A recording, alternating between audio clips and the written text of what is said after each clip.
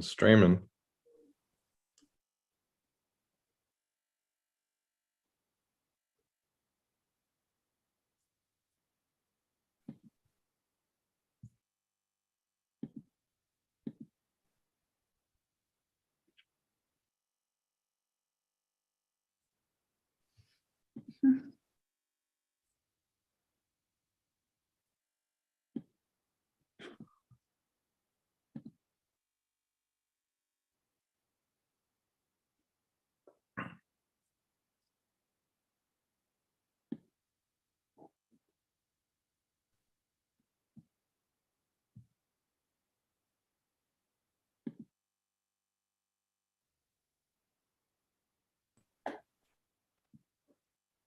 Andrew, can you hear us? Yes. Can you Oh, hear we me? can't see anything.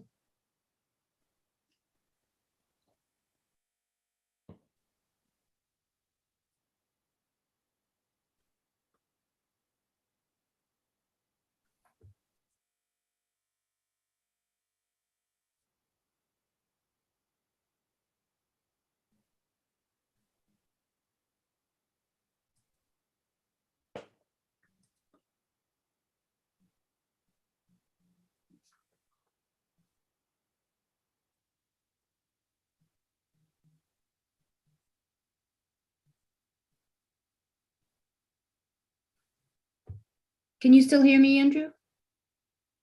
I can. Can you hear me? Okay. I can, but I don't hear any or see anybody else.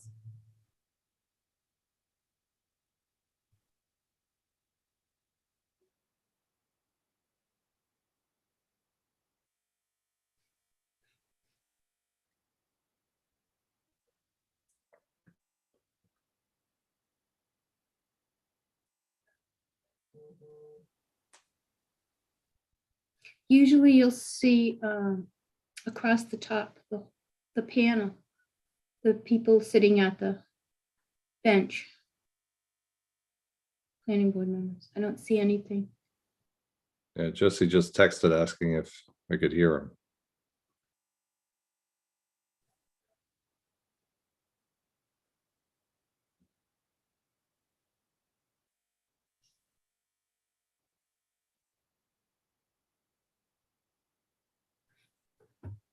Franny, you feeling okay? Yeah, just a little tired and still a little Foggy. not congested, but coffee, like having to cough a little bit like that. But I'm getting better, but I still tested this morning, so I had to wait.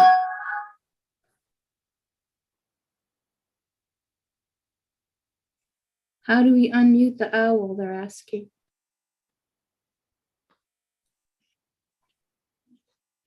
We have to elevate the owl first, right? Yeah, I think she'd have to elevate it. Can we do that? No, she has to elevate owl to panel.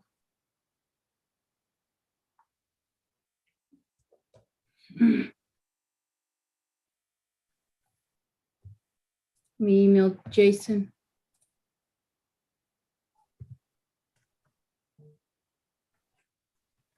Oh, there he went. I think she's, yeah. So the owl's now talking permitted. Oh, they can hear us. Okay, Jesse, we can't hear you yet. All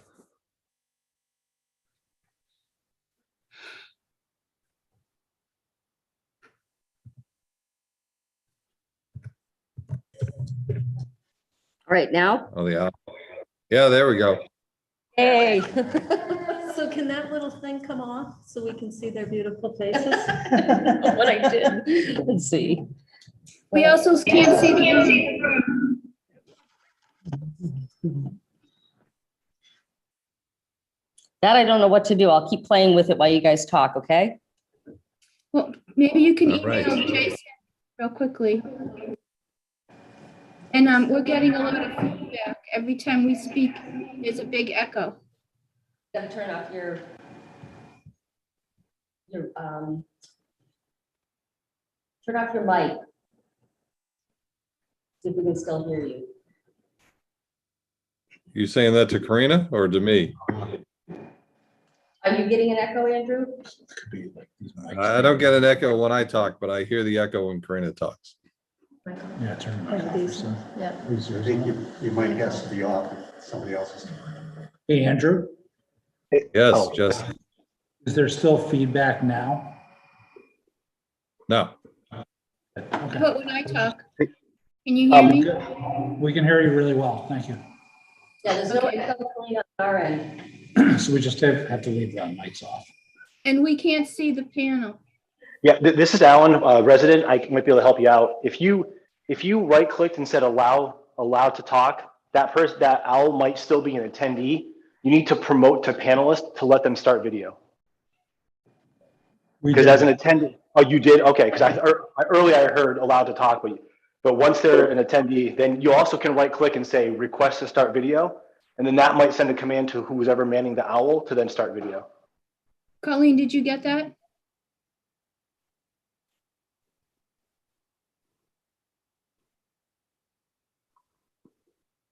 Thanks, Alan. Colleen is hosting, so she has to. There we Oh, go. here we go. Okay, you guys can put me back on mute. I just wanted to try to help out. Thanks, Alan. Thank Thank you. you, Alan. bet. Appreciate it.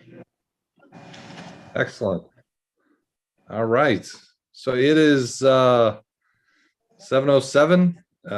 Call the meeting to order. This is the planning board. Today is Monday, May 23rd, 2022. Just briefly here, I want to read the guidance from the state. We don't have that on here. Okay, well, anyway, I don't have to read it, but so first order of business, I want to welcome Debbie DeMuria. She is their newest planning board member. Congratulations, Debbie. After a very elegant campaign run by both candidates, I think the biggest contested race we had this last election. We're proud and congratulations to Debbie being the newest member of the planning board. Sorry I couldn't be there in person, Debbie, but welcome. Next order of business, reorganization of the board. Andrew, So, I just as want to always- confirm with Colleen that that we're being recorded. Yes, we're being Says recorded. it being- Okay, thank you. All right, sorry. So as always, after a new election, we reorganized the board, starting with the chairman. Is there a motion for a new chair?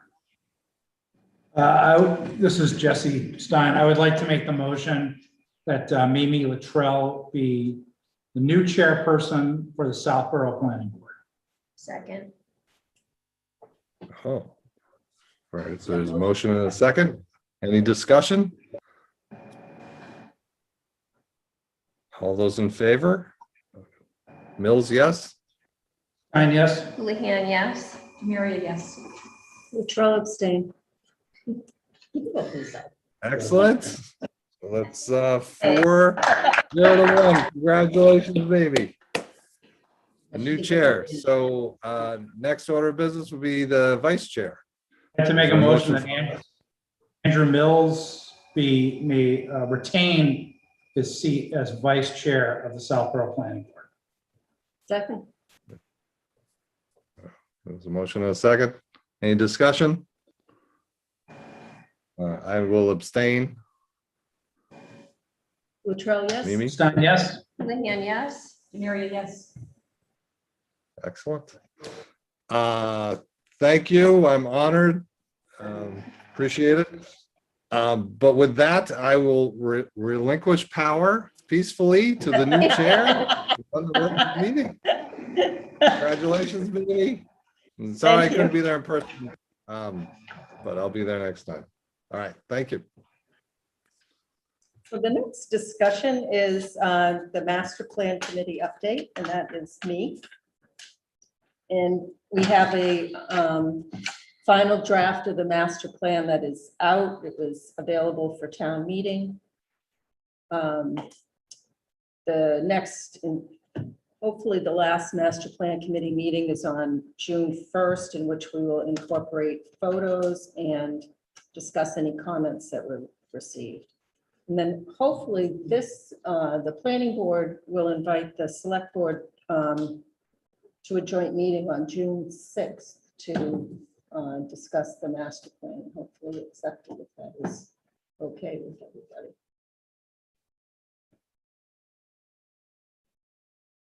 It's just the board of selectmen coming. Yeah, and I think some people from the master plan committee too. Will there maybe be, they'll- will there be enough to have a joint meeting between master plan and will there be a forum? Probably not, right? Probably not, but I'll post it anyway. So is that okay?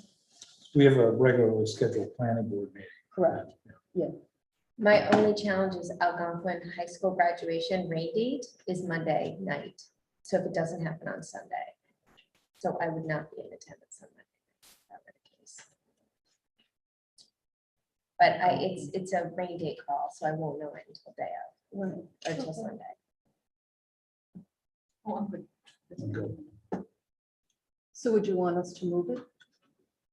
No, I think if Andrew can make it, Okay. I can always do movies and watch the meeting. Okay. Andrew, are you available on the 6th?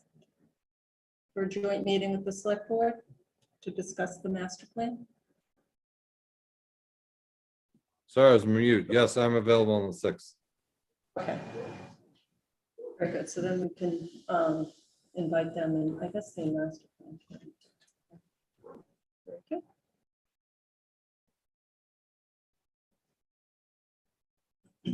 So the first public hearing is 325 Turnpike Road.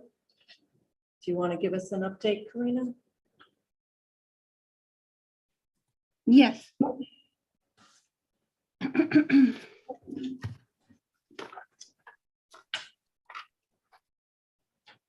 So first, can everybody hear me okay? Yes. Getting thumbs up. Okay, good. So the last planning board meeting was May 9th. And we were continued, the public hearings for major site plan approval and lid were continued to this evening. In the interim,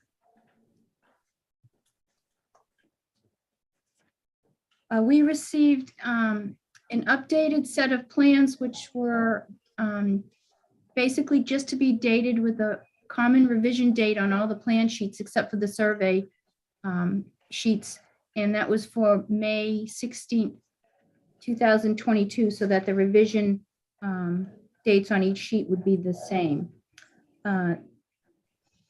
We were supplied a PDF of that and then followed by a hard copy later in the week, which I believe is in your packet for this evening. I prepared a draft decision initially for the major site plan approval, which included all the conditions and all the waivers for both the lid and the major site plan approval in order to have a document at least go out the door for review. And that was provided to the applicant team and to the planning board members. On May 19th, I received an email from Kevin Farrington, 58 Flag Road, with sound barrier wall report dated April 29th, 2022. That was provided to the planning board and to the applicant team and in the Dropbox. On May 20th, we received comments from attorney Bill Pizzoni on the draft major site plan approval decision. We also received a response email from attorney Pizzoni regarding Kevin Farrington's email, which we received on the 19th, and that was also provided to everyone. This morning, May 23rd, I provided separate draft decisions to fill position E in the planning board, in which I created some of the standard language for the special permit for the LID, lower impact development. And some revisions to the major site plan approval. I also received copies of the conservation's approvals, their order of conditions, as well as the stormwater management permit conservation approved recently.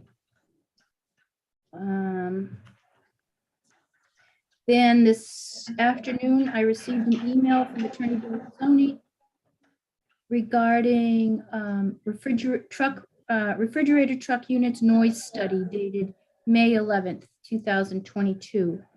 That was provided to the planning board. And lastly, this evening, I received a comment letter from Open Space Preservation Commission Chair Freddie Gillespie regarding comments on the draft decisions. And that brings us to this evening. So there was a lot of information that came in and got distributed end of last week and today for this meeting. And that brings us to meeting tonight. And that's what I have, Mimi. Thank you.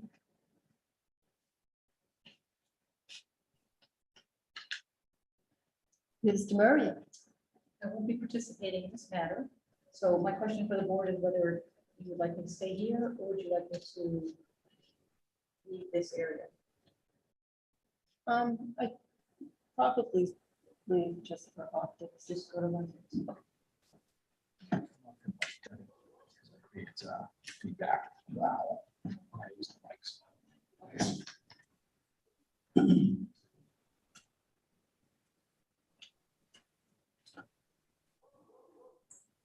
Good evening. Hi. Welcome. Good evening.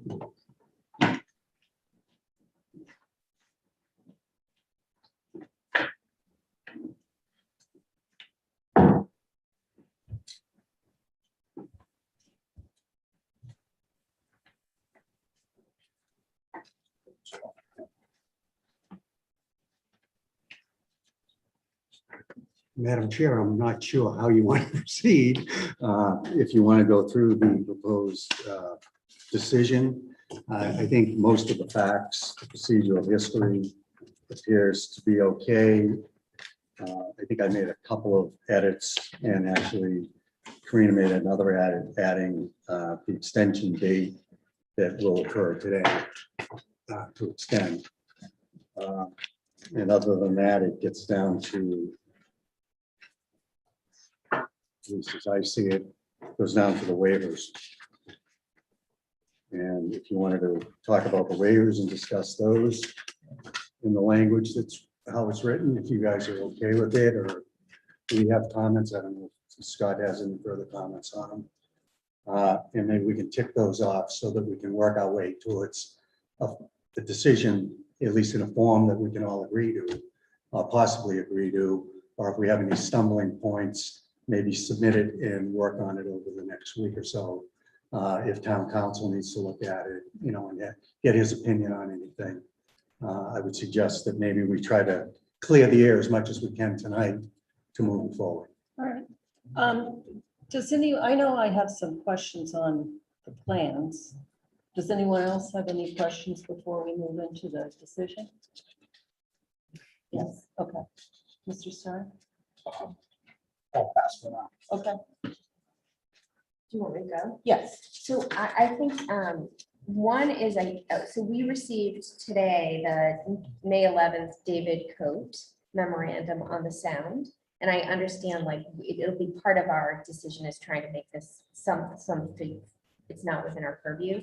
But I'm just trying to clarify, there's also the April 29th memo from Tech Environmental to Debbie and Kevin that we got a copy of it. And it sounds like both resolutions are a sound wall. And is that my understanding or am I misinterpreting? I believe from Ken's perspective that a sound wall was one of the options or potential mitigation that could be utilized, but we believe there's a little bit more testing that has to be done. And we wanted to do it with the Board of Health being involved so that we're not spinning wheels and having people say, that's not how we wanted it done. Okay, so we wanted to do it appropriately, and my position has been with the Board of Health that after we have I guess Deb and her experts having a meeting with them tomorrow to talk about his report. He didn't have the benefit of our report or the information that was in ours because we didn't do that testing until March or April, whenever it was. And then next Tuesday, the 31st, I believe it is, we will be before the Board of Health. And we will talk about what we found, what they've presented. I mean, they can still come to the 31st, but it's my understanding they were not available. And we would talk with the Board of Health about next steps. We believe that there should be a little bit more testing. The last testing we did, we only did it with 2 locations, one on site and one 500 feet into the woods. What that determined was you could hear the refrigeration units, but you didn't hear anything else at the 500 feet, which is not even half the way to the houses.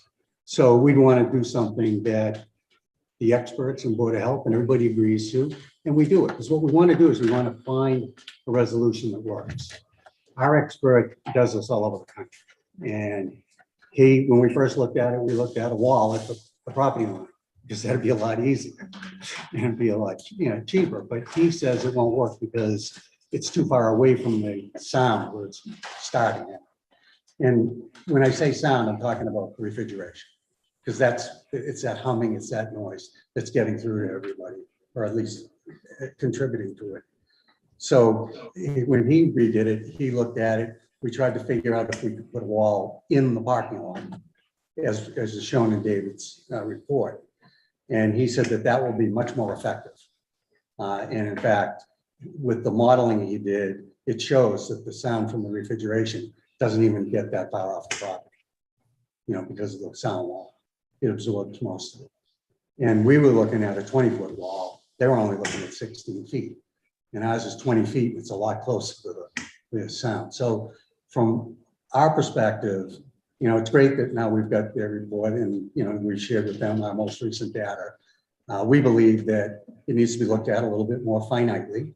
And we're going to do that with the Board of Health and come up with a plan. Because once we agree on the concept, the engineers have to look at how it's going to function in the parking lot, because you've got a system underground there as well as the circulation of the truck. We think it can be done, otherwise we wouldn't be pursuing it. But we haven't gone to that finite detail yet because we want to get a consensus from the Board of Health and from the abutters and from Kansas. If this is going to work, if this is what we're going to pursue, let's pursue it, but pursue it now with finite detail. So I hope that I clarified something for you there. Yeah, so there's multiple steps, I think. It that you is, still it need to- is. So there's no resolution. You're making ways to a resolution, hopefully. Yeah, And then the second question really comes out of the last meeting where we talked about just innovative and trying to be, we need to be looking forward to the future, whatever may happen. And so what Ken's wants to invest in the property and also be innovative in how we're trying to control environmental sound and other impacts.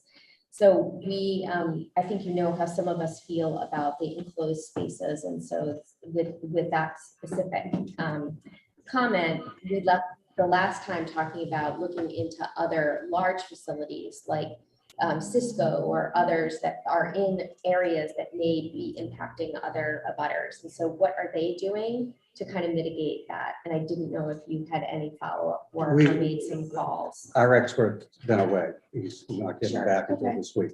And, those are things we would discuss with Board of Health.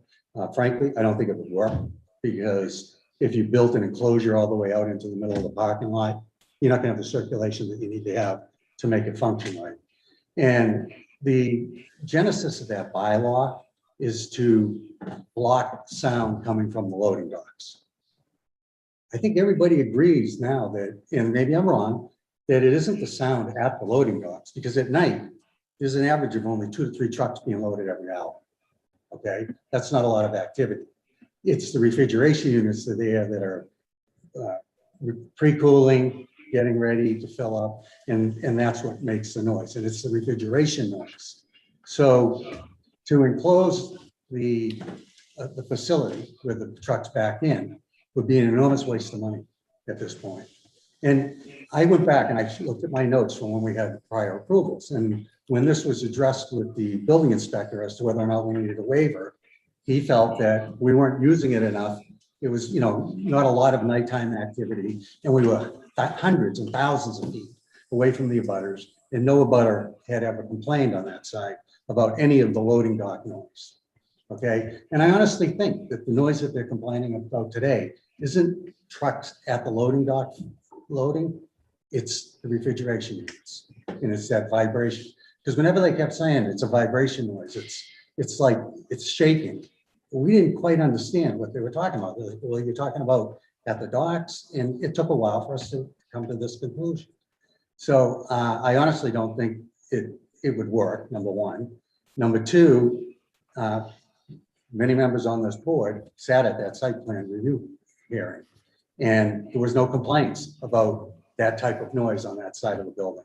It was only out back that there had ever been any. So everybody assumed, at least I assumed, everybody assumed that it wasn't necessary, and especially the building inspector had made that determination. So from my perspective, it was limited use because out of the 150 trucks to go through there a day, over a 12-hour period at night, there's only 2 or 3 being loaded with motion. And it doesn't need to comply with that bylaw, or it does comply with it because it's limited use. But irregardless of that, that's not the noise everybody's complaining about. So what I heard, what I take away from that is, I think there's still there's a bylaw on the books. But what I'm hearing is you also have someone that you would talk to, this expert, they weren't available. So you'd still have the conversation, you're receptive to having the conversation. You're entitled to your opinion. Yeah. We're entitled to our opinion. Yeah. And then I think it's just making sure that we have a robust conversation all the way around. Right. And it isn't that we wouldn't do it if we thought it would work. Okay. And I don't think anybody at the time thought it was necessary, your board members included. So, and the building inspector said, I don't think you need it because there's not enough traffic there at night. This is basically going to be about the same amount as it was beforehand. So you're not increasing it. Nobody ever complained, and you're thousands of feet away. So we just all assumed that, okay, it's fine. In hindsight, yeah, we probably should have said at that time, give us the waiver, and they probably would have granted it, and we wouldn't be having this discussion. But that isn't the issue. The issue is the reverberation, the vibration, and the sound of the refrigeration units. And that's what we're trying to address now. Appreciate your trying to address that. So Yeah. that's all my comments right now. Do we have an updated list of the waivers? I don't see them in the draft. They're in the draft. The planning board decision, major site plan approval draft was sent to me May 19th, I think. They're also in the 5/19/2022 version in the major site plan. What, so draft. There are 4 waivers. I comboed the lid and the major site plan waivers for now into one document. But they'll be moved over as appropriate to for the lid special permit. There's two and two. I'm okay with that. Mr. Mill? Ms. Houlihan got to the questions I had, so thank you.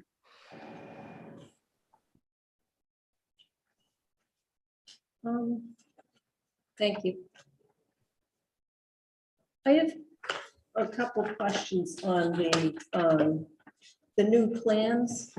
So the planting.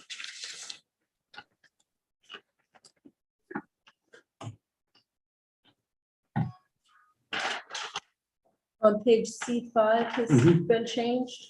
Yeah, as I suggested at our last meeting, I think there was a confusion about the wetland biologist plan.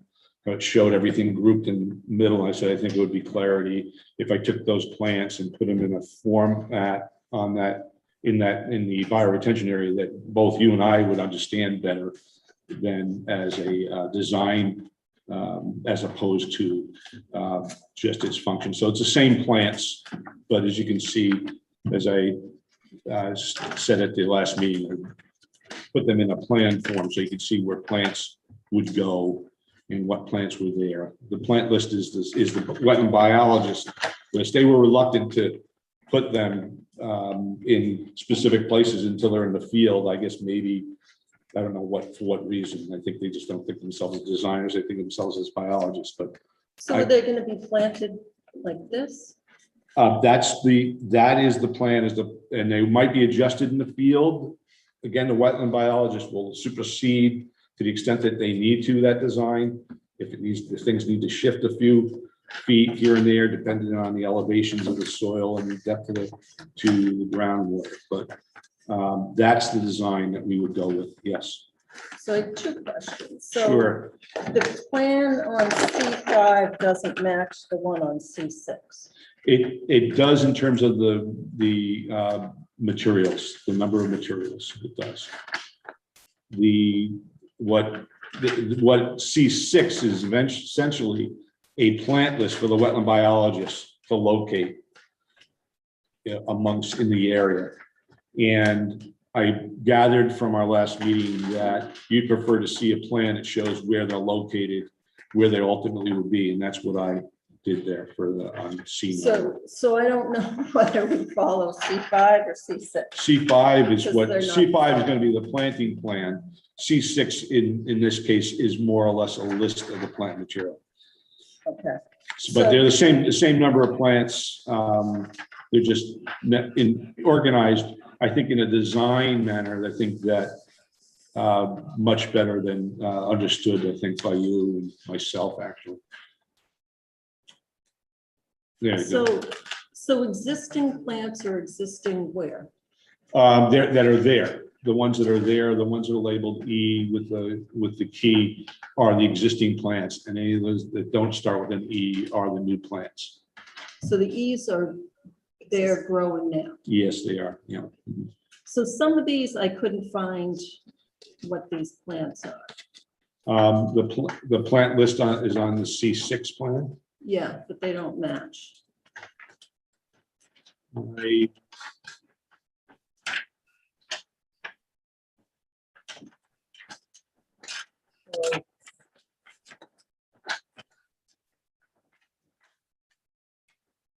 Like AC, I don't see on E6. Well, yeah, that's the AMOLED here. Those are staying in place. There's no new AMOLED gears. Those are the ones that are staying in place. Well, so I would, in my simple mind, want to know what those are. Okay. HM, I don't know what those are. Okay. Existing plants that are remaining. We need to. And you have red maple listed as AR and RA. There's also an RA in there that's an existing plant. But shouldn't they all be labeled the same way? The Acer rubrum is the AR, and the other is, I don't have the plan with me. I may. Yeah, thank you, Jess. Yeah. It's the same, RM, Acer rubrum, or C7. They are on A5, let me see 5. And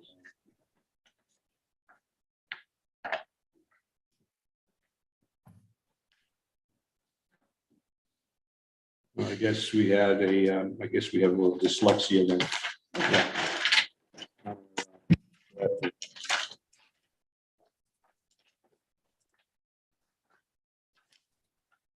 AR, TAR. And the transplanted ones, where are they being transplanted from? In the they're in the area that's where they say T in parens after them. Those are the ones that are being transplanted. From where? Existing, they're on the planting plan, existing AR, and then in parens T, that's trees to be transplanted. But where are they now? In those locations. In those locations where they're located, where they're indicated with a T in parentheses, that's where they are. And then the new locations is the location where they're tagged with a T at the beginning. That's where they're moved to.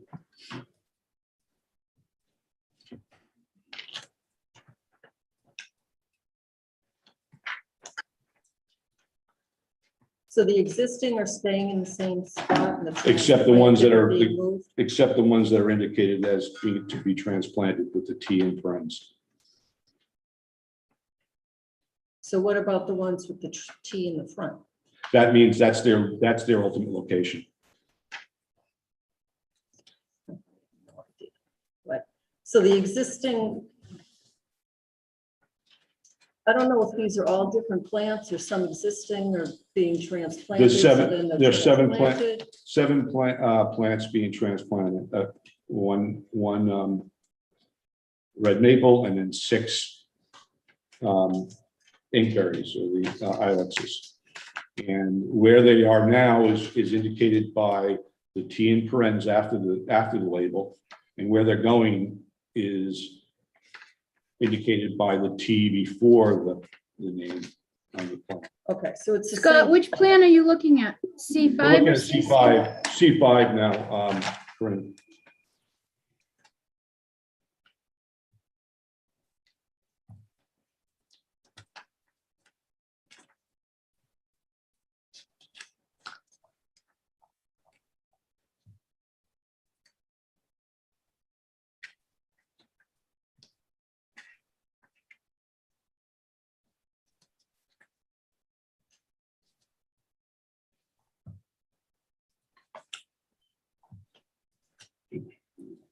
So I don't understand this.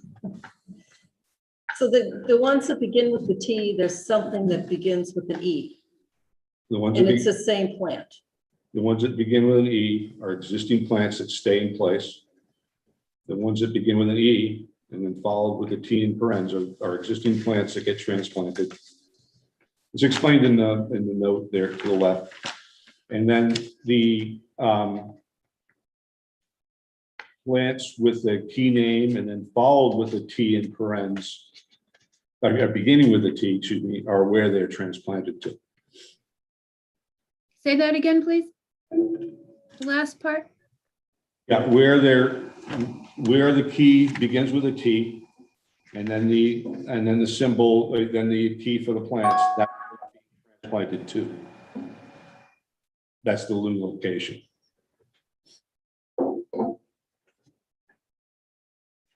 There's only 7 of those plants. Scott, and I just want to interject here, Mimi, if you don't mind. Oh, please. It was my understanding that when you provided this plan set dated May 16th, 2022, that the only thing you were changing was the revision date in the revision block of the civil plans, which includes these planting plans, and nothing else was changing. When we received these plans, I don't think you indicated that there were any changes, and there appear to be changes on the planting plan. We committed to making this change at the last meeting to alleviate concern about where the plants were going, and they weren't all going to be in the center. Yes. Because it's not Sorry, I thought that was. wasn't conveyed clearly that you made changes to the plans other than the date. There's no other, other than having to look through everything exactly page by page. It's not clear that you made changes to these plans. And I believe in our conversation, you were simply going to change the date. So you're saying that there are changes on the planting plans. But to change that, I committed to making it the last meeting, this by showing where the location of plants would be on the planting plan. Yes, those changes were made. So which sheets incurred changes? C5. That's the only plan sheet that has changes from submission 4.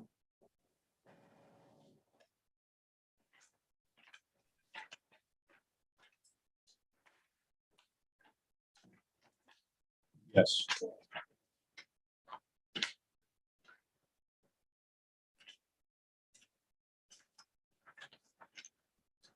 Okay, there seems to be a lot of confusion with the labeling of these plants, if I'm not mistaken.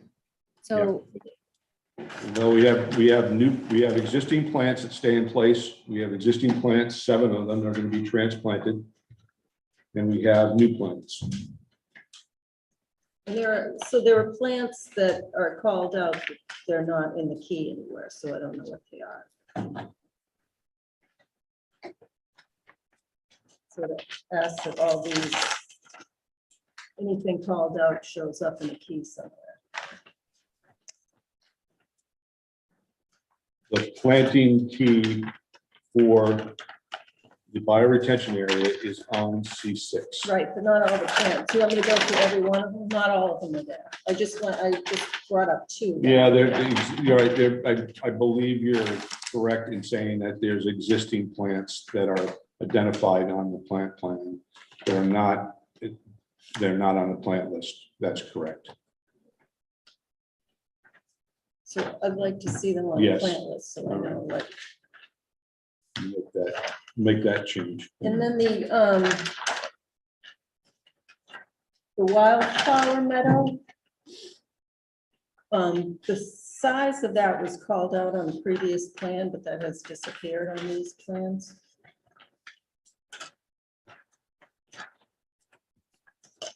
And it used to be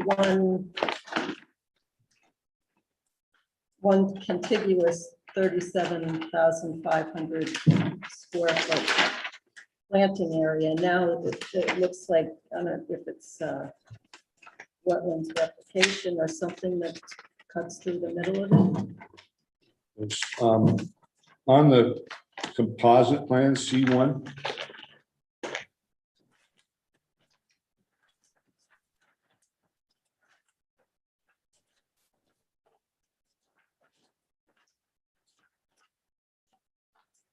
That's what you're looking for, is that 37,500 square feet of wet native wildflower grasses.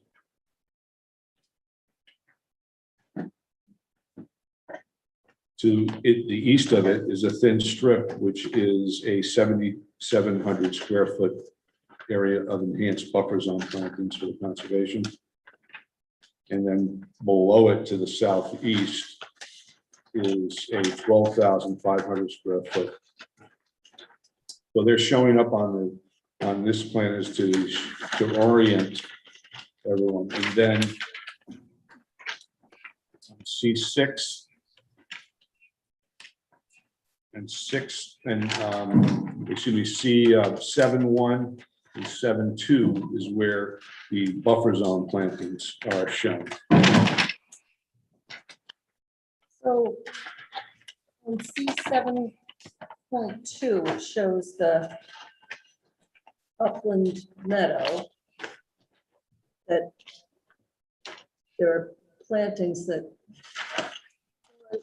That we're going to follow the recommendations, the Open Space Preservation Commission in that area. They just, I guess, apparently just provided us the recommendations, final recommendations today.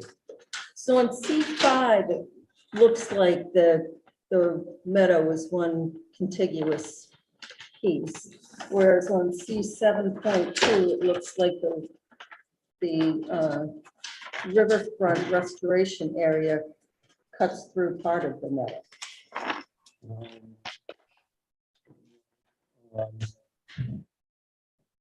It does not. No, it's all remains contiguous. You would like me to point out on your plan? Yeah, so there's meadow here, there's replication here, and there's meadow here. Mhm. So there. This goes Thank you, Mr. through- Sonny. Yeah, sure.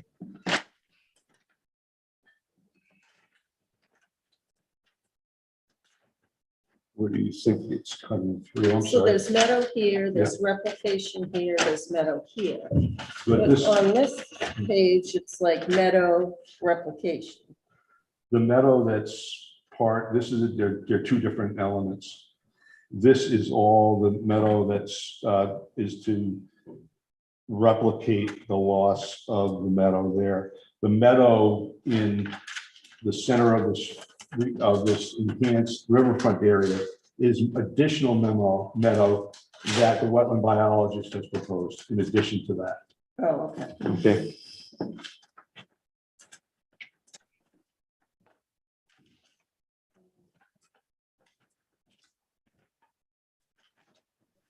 We have an upland, I guess you'd call it an upland meadow, and we have a wetland meadow.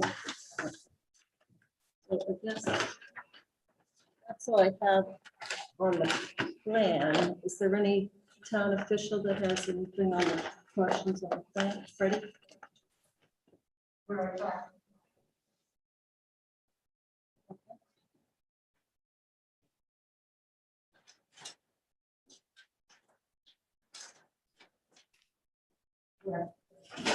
Into the owl. Huh? Into the owl. There's the owl right here. Oh, Freddie's. Yeah, there you go. Right there. Yeah, Give me you some wait, Freddie. sound. Will they? Yeah. You need me to stay here with you? Sure. Be happy to. Thank you, Bill. Hi, everyone. I'm Freddie Gillespie, Chair of the Open Space Preservation Commission. And first, want to say thank you. There's been a lot of work on the planting plans that the Open Space Preservation Commission has reviewed with Scott and Bill and maybe someone else. I'm not sure who else was at our meetings, but we spent a lot of time on it, and it seems there's a lot of really good attempts and work happening here. And I apologize for the late letter, but I thought it was better to have some letter than just me verbally go over it all. So if I can go through the letter and a few comments that aren't on the letter. First, the letter is the comments the Open Space Preservation Commission went through the decision that Karina had sent us. And so we had a few comments on a few of the decision items. Do you have anything on the plans? Just the plans? Yes. Any Well, plans, comments, and then we're going to Okay. do the decision next. okay, so on the plans. Let me just see. On C 7.1 and C 7.2. The terminology stating wetlands native wildflower grass planting area, really should say wetland meadow.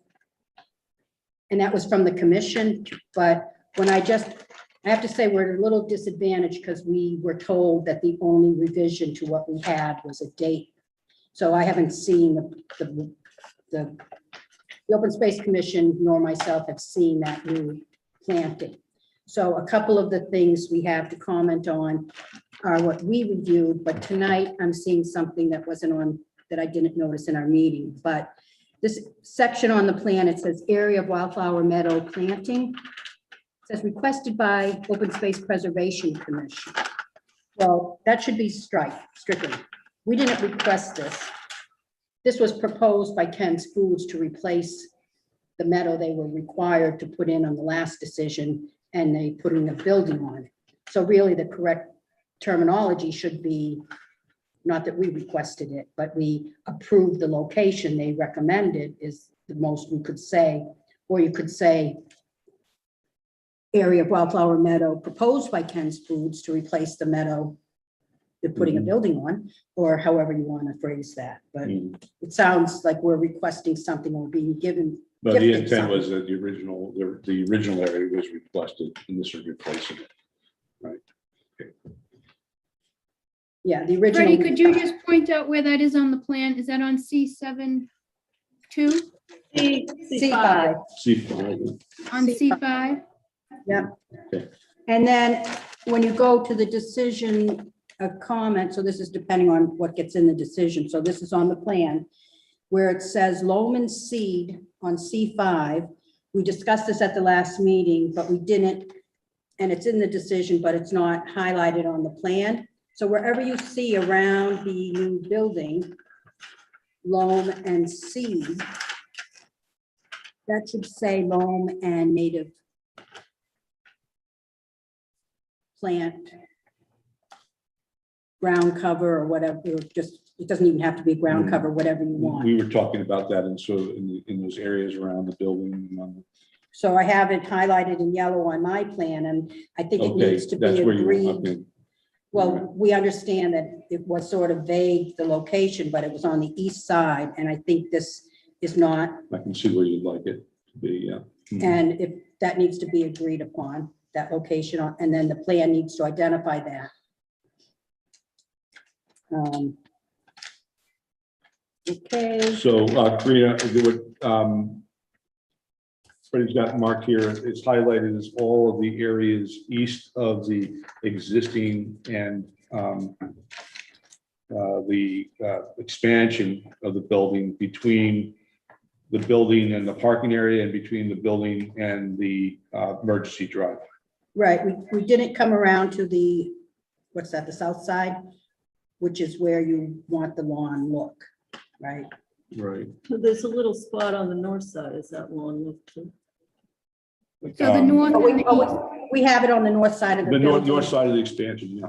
and then going up Yeah. on the east side of the, wherever it says Loman Seed, up by the parking Yeah. area. Yeah. So that's all yellow highlighted on my plan. And then, I would like to take pictures of these if I could. I won't need to get them. Sorry, I wasn't prepared to talk just about the plan.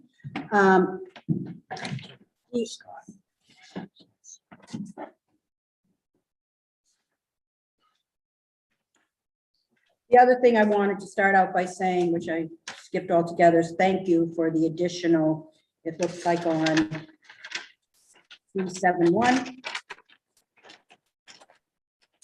372. There's additional seed, an upland meadow. And it says, we just weren't aware of that, so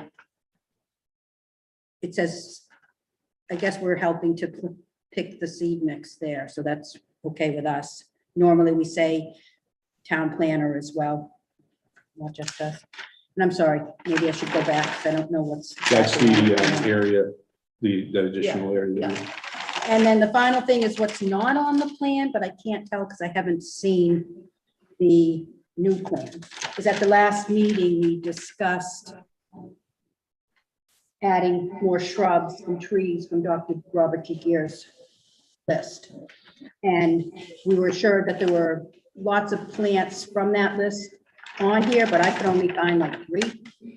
And I did have a conversation because I know some of this has been approved by the Conservation Commission, and the conservation agent assured me that we could make some swap outs of the plants from Dr. G. Gear's list that would be able to make it okay for the, not, it wouldn't interfere with their permit if you did that for this permit.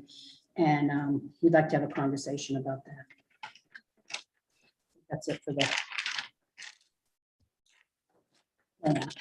If I knew, I'll come back at the end. Thank you. Anyone else in the public have any comments on the plan?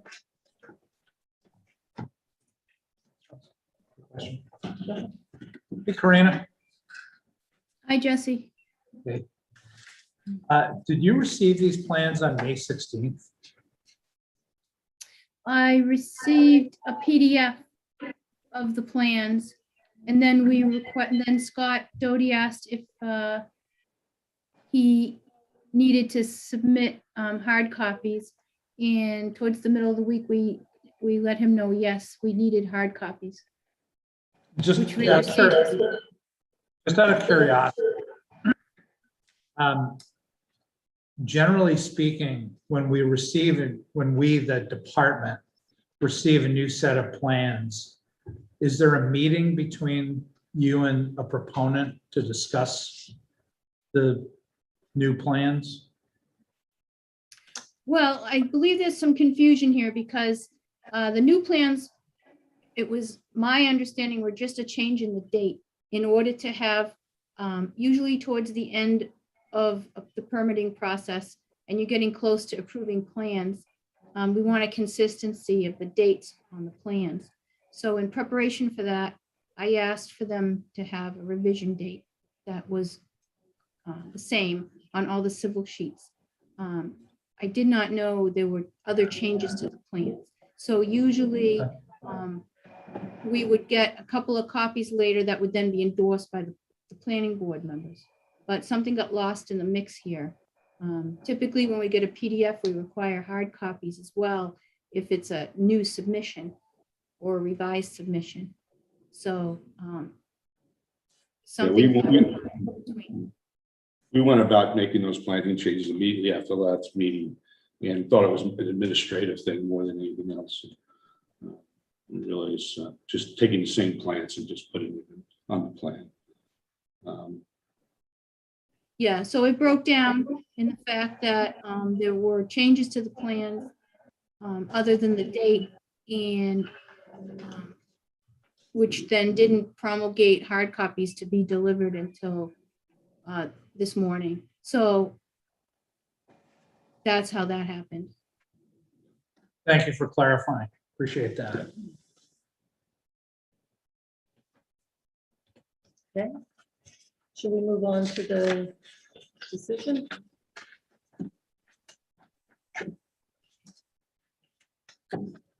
I'd just like to point out, Mimi, at this time, there are about 9 or 10 attendees, and there's no hands raised. Okay.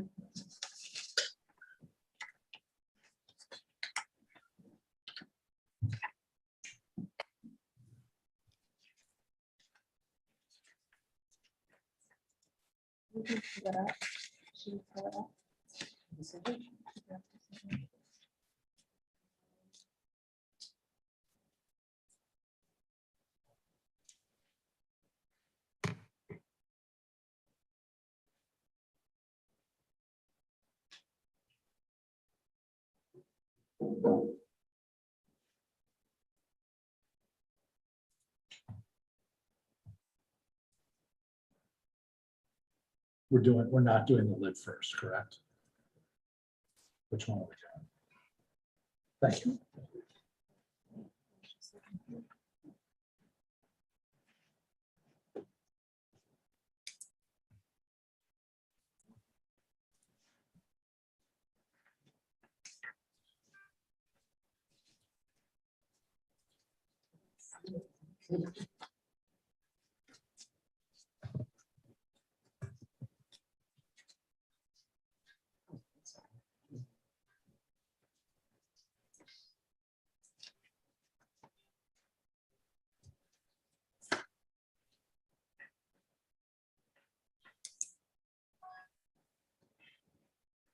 It's the one, no. Go back. It's the one from the top. On the top. Yeah, like, go back. just like- It's the second Word document coming down the list. Thank you. Are you looking for the draft decision to review? It's the one that Yes. says revised. Got it. Marty pointed it out. So many documents.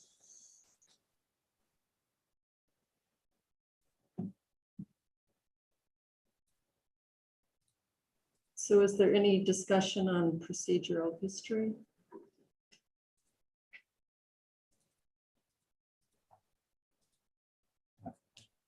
Andrew? Nope.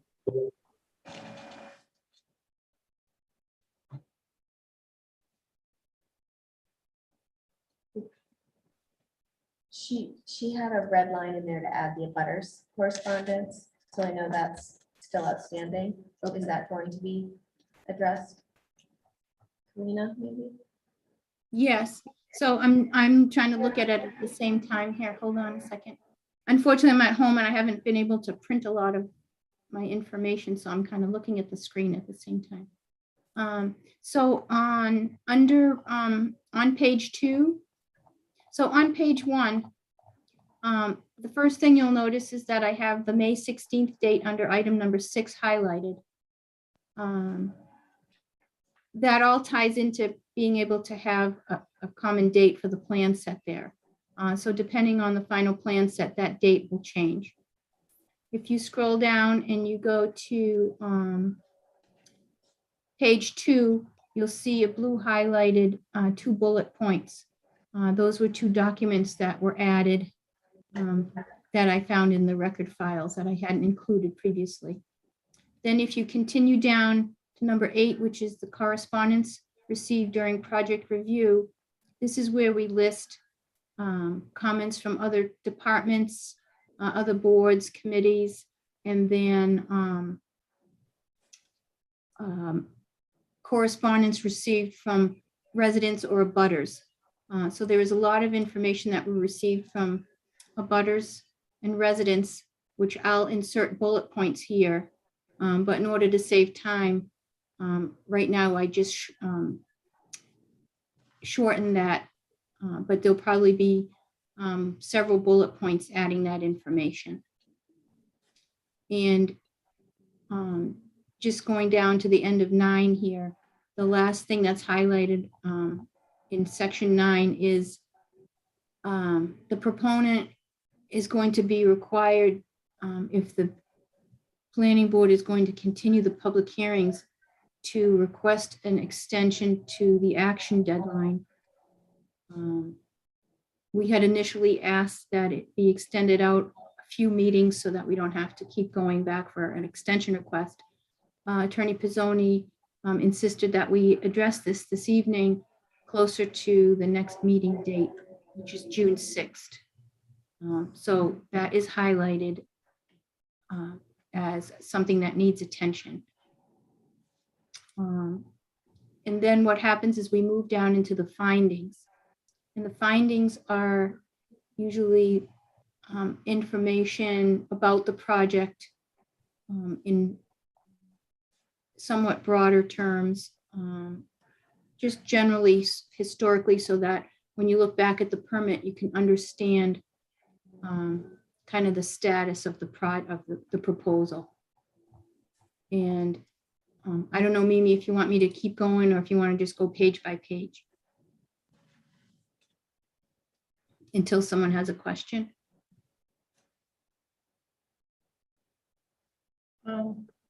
Keep going. Yep. Yeah, keep going. You're doing a great job. Thanks. All right, so under findings, basically we talk about the proposal under number 1. There's a typo there.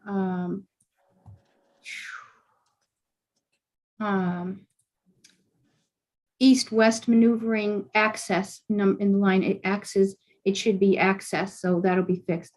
Under number 2, I put a note in there because I wanted it to be clear that during the 2017 permit applications for major site plan approval and lid for the site, the applicant did not request a waiver from the zoning code 174-12C1, which refers to loading bays to be enclosed for nighttime use. And I just wanted that clear for the record, so I put that note in there. As we continue down. Madam Chair. 1 second, Karina. Yes. Yeah, I'll probably want to modify that when we go further on, but I'd like to click through most of them. I just want to note that, I may want to add some language to that. Okay. Go ahead, Karina. Okay, and then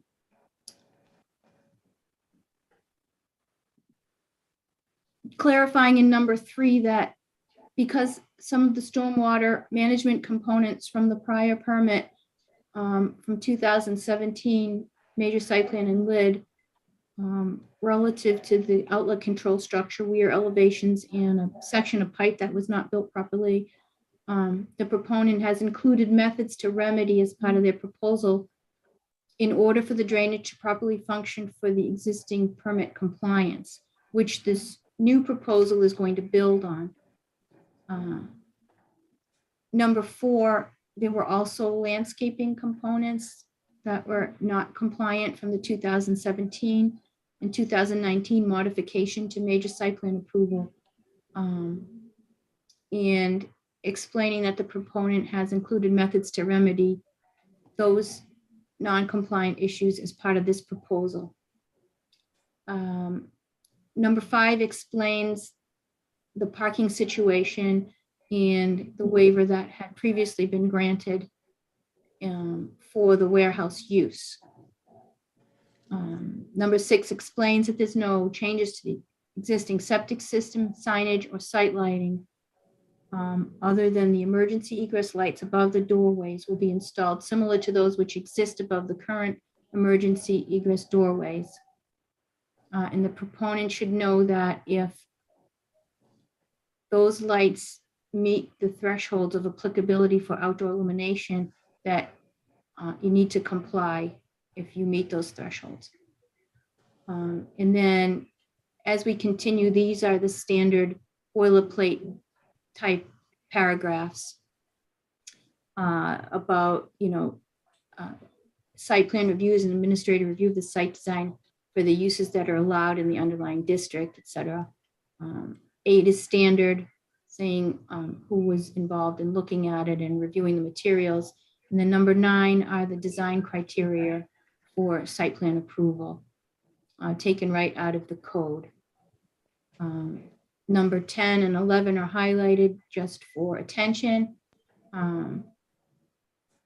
The applicant and project representative demonstrated on the plans or approach to the correspondence and during that the proposed development is in conformance with the zoning bylaws. And we have to be careful when we say that to make sure that that's correct. Then we come to the waivers. And the waivers here, currently all 4 waivers are in the major site plan approval. However, I want to point out that the first 2 waivers, actually the first waiver will stay here in the site plan decision because it's about the parking requirement and how that came to be as a providing 90 spaces. The other 3 waivers, which were discussed at one of the prior meetings, these are waivers from the lower impact development rules and regulations. And at the prior meeting, the waiver for section 3.66 and 3.11 and 3.12. So there are 5 waivers here. My mistake. Sorry about that. So the first 3 waivers, I believe there was kind of a straw poll taken, and planning board members were relatively in agreement with those. The last 2 waivers, which are for the water balance calculation, 3.11, and the hydrogeologic assessment, 3.12, I was asked to follow up with conservation to make sure that those 2 waivers, if they're granted, do not conflict with the conditions and waivers in conservation's stormwater management permit or order conditions. And that was confirmed by the conservation agent in an email that I forwarded to the planning board members. So those are the 5 waivers. First one is for the parking, for the warehouse use, despite the size of the facility. Previously, it was granted for 81 spaces. The applicant here is saying that there are an additional 9 spaces where they're used for engine block heaters for the diesel vehicles, but they could be used for visitor parking as well. So I believe the plans indicate 90 spaces provided, which is reflected here in the waiver request. Second waiver is to provide, they're required to show topography in 1-foot contours. The applicant provided 2-foot contours in their plans as they had done previously on prior submissions. I believe the planning board at the last meeting didn't have a problem with that. The third waiver is to provide contours of maximum groundwater elevation under the lid policies. This was also discussed. I think Scott Doty explained that this was not a problem, and the planning board, I believe, was in consensus with that.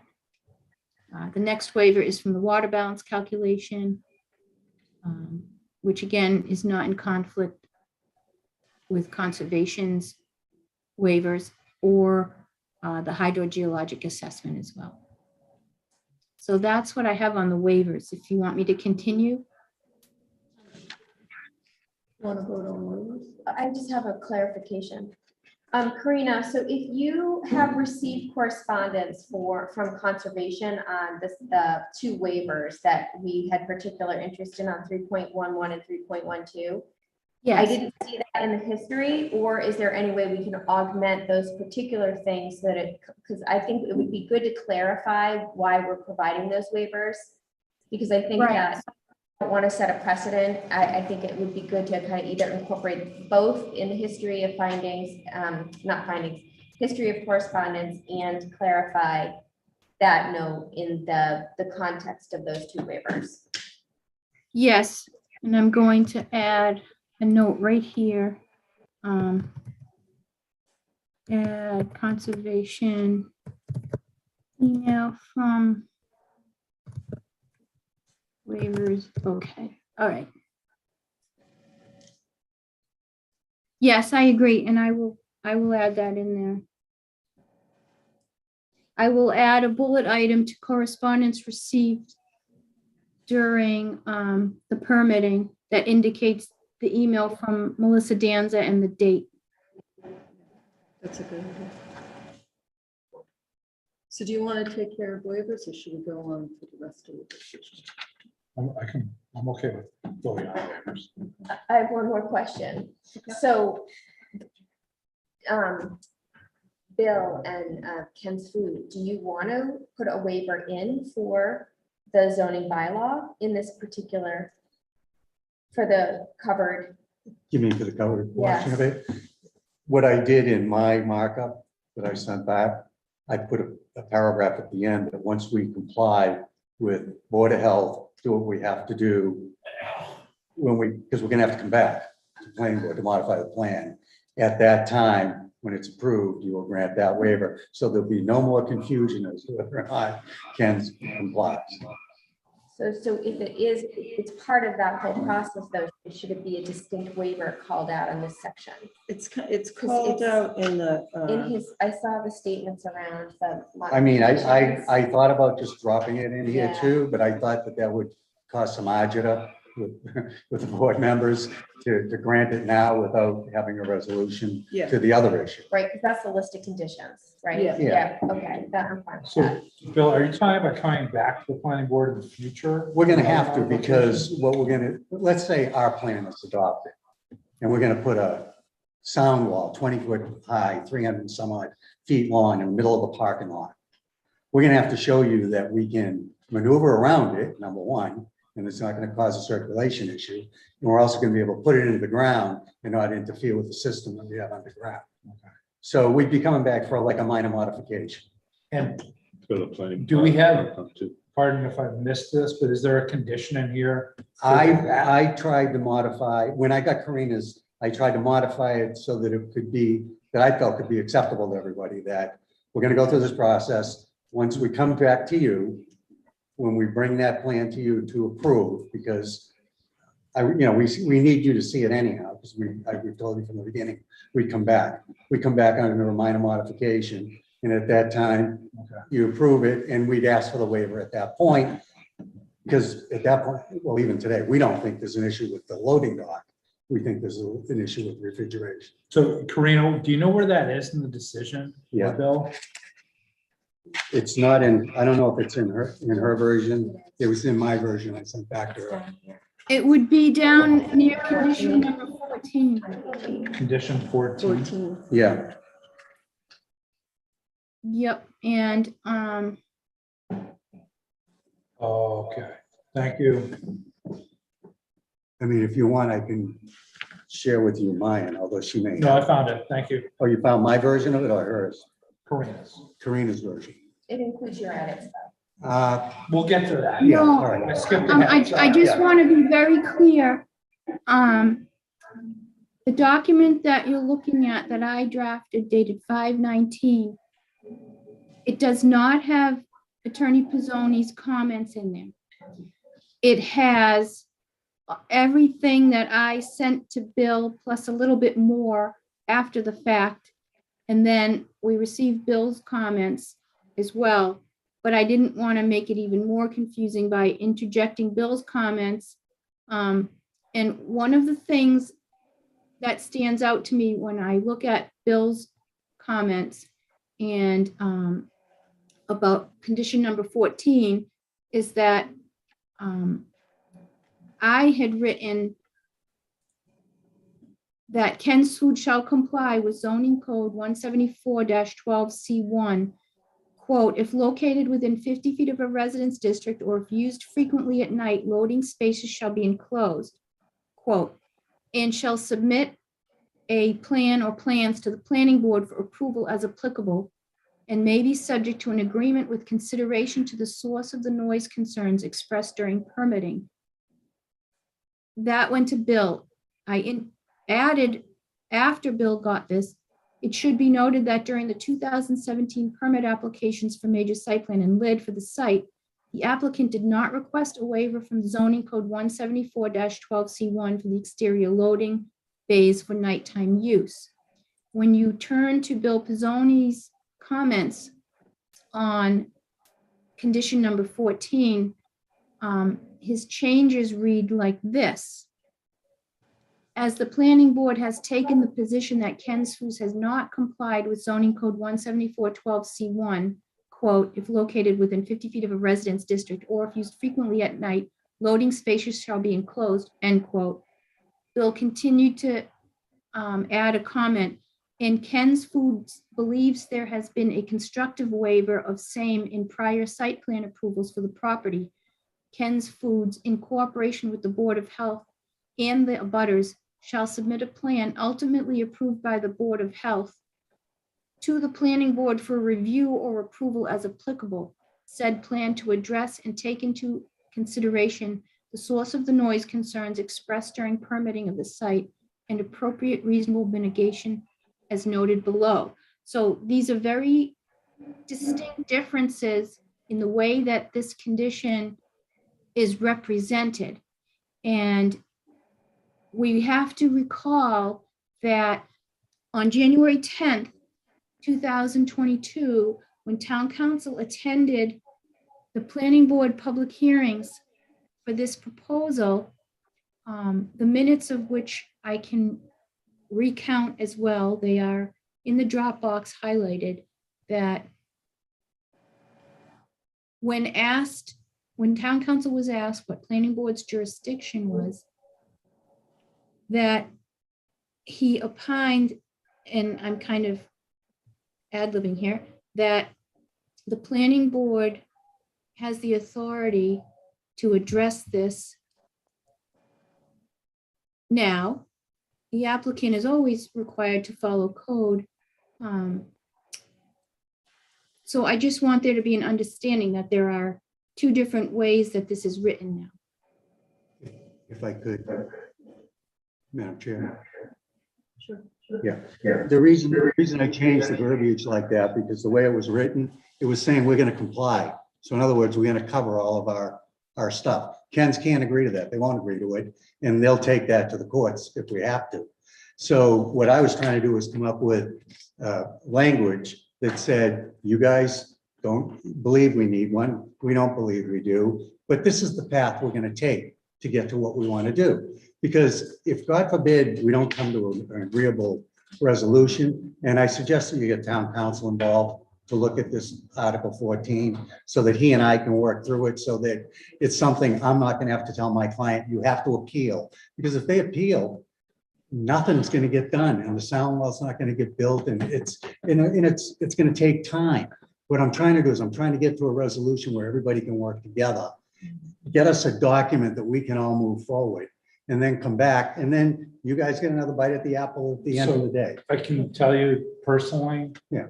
I will not probably vote in favor of a decision that contains language that we granted a constructive waiver. No, it doesn't say you did. It says Ken's believes.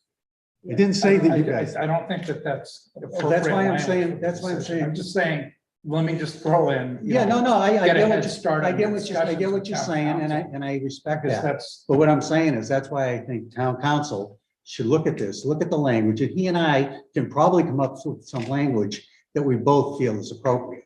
And frankly, I wouldn't have started throwing stuff in like that, but you guys kept saying, we didn't ask for the waiver. We didn't, but nobody thought it was necessary. Neither the board or us. So we've already discussed this. Are we Yeah. gonna vote on waivers or continue through the Yeah, well, that's, discussion? yeah. Because we kind of skipped it Right. to the end here. I'd like to, The I'd like fun- to, We went to the fun part. yeah, first. I'd like to get through as much as we can. Like, so if we could agree on the waivers, then I only had a couple of other comments about the plantings and things like that, that it just be that they're reasonably acceptable to the planner. And I also threw in the conservation agent because some of this affects conservation. But so, well, we'll discuss that. Yeah. Okay, but So- let's go back to the waivers. Let's go back to the waivers.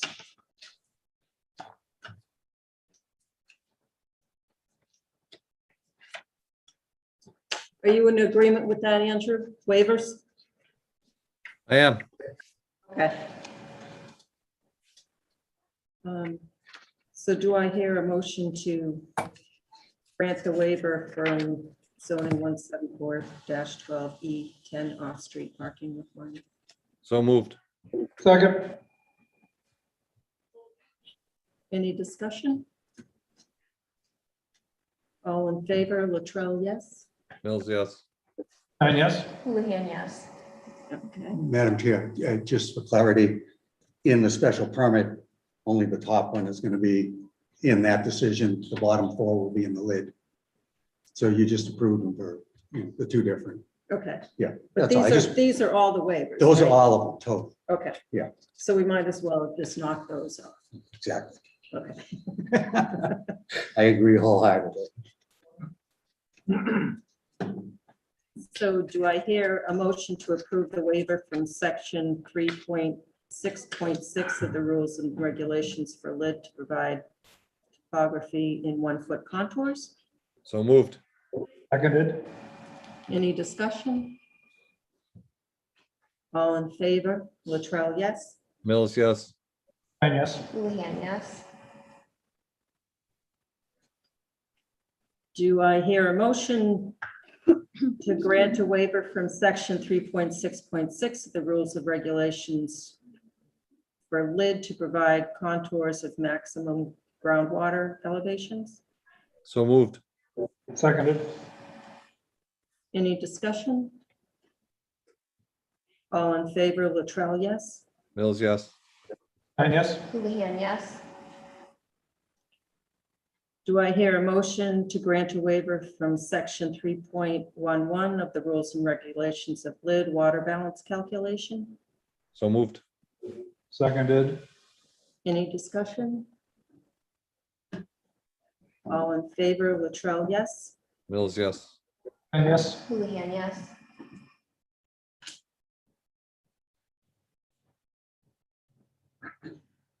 In these, Karina will have the additional information from Melissa on why they were granted. Yes. Do I hear a motion to grant a waiver from section 3.12 of the rules and regulations of lid hydraulic assessment? So moved. seconded. Any discussion? All in favor, Latrell, yes? Mills, yes. And yes, Houlihan, yes.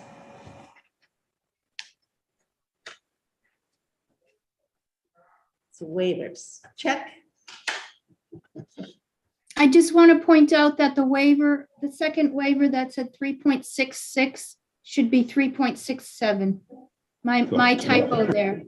So the second waiver was 3.66 section. The third waiver was section 3.67 contours of maximum groundwater elevation, and I'll make that fix. The intent is the same. Do we need to revote that? Yeah. yep, Yeah.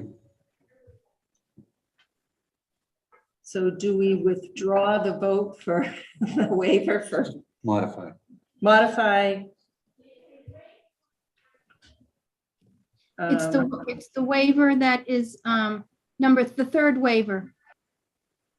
Should say waiver from section 3.67. So moved. Seconded. Any discussion? All in favor, Latrell, yes? Mills, yes. Yes. Houlihan, yes. Okay. You trying to trip me up there, Karina? It's your first night. I know. Sorry. I'm only kidding. All right, so now back to the decision.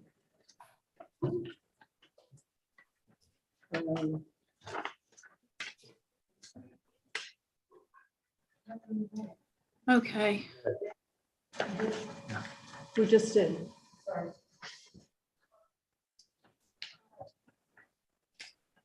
So would you like me to go now to the conditions? Sure. Okay, if you turn to page 6 of 10, it begins decision and vote of the board, and there are highlighted sections based on when that will occur. And one of the things you'll notice in the second paragraph that the vote will be taken in accordance with the plans entitled Warehouse Expansion Ken's Foods, 325 Turnpike Road, South Vermont, consisting of 16 sheets. And I spell out the sheets, C-0, existing -1, C-1 through C-7.2, issued August 2021, revised through May 16th, and whatever that revision date. In addition, it will also, the vote is including the new outlet controls plan, plan sheet C-5.5 with the respective dates, which is not a part of the plan set that you see stapled together. It's a sheet that's referenced for the repair of components that were found faulty, part of the prior permit process. So it aligns itself with conservation's permits that also indicate that their approval is based upon those fixes on the existing drainage system before moving to the expansion project, that those items should be taken care of. So just clarifying that. Then we come to, because there are survey sheets included in the plan set topographic plan of land, those are usually not updated because those are provided by the surveyor at one time and then continuously included in the plan set. And that references those 6 topo sheets. Now we come to the conditions, and on the first page, we have the standard, all the conditions of the prior decisions of major site plan approval, special permit for lid from 2017, and the modification to the site plan that occurred in 2019 shall remain in full force as applicable.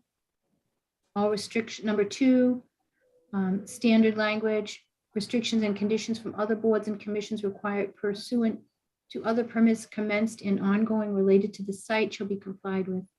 Number 3, the project shall be constructed in conformance with the approved plans and submittals.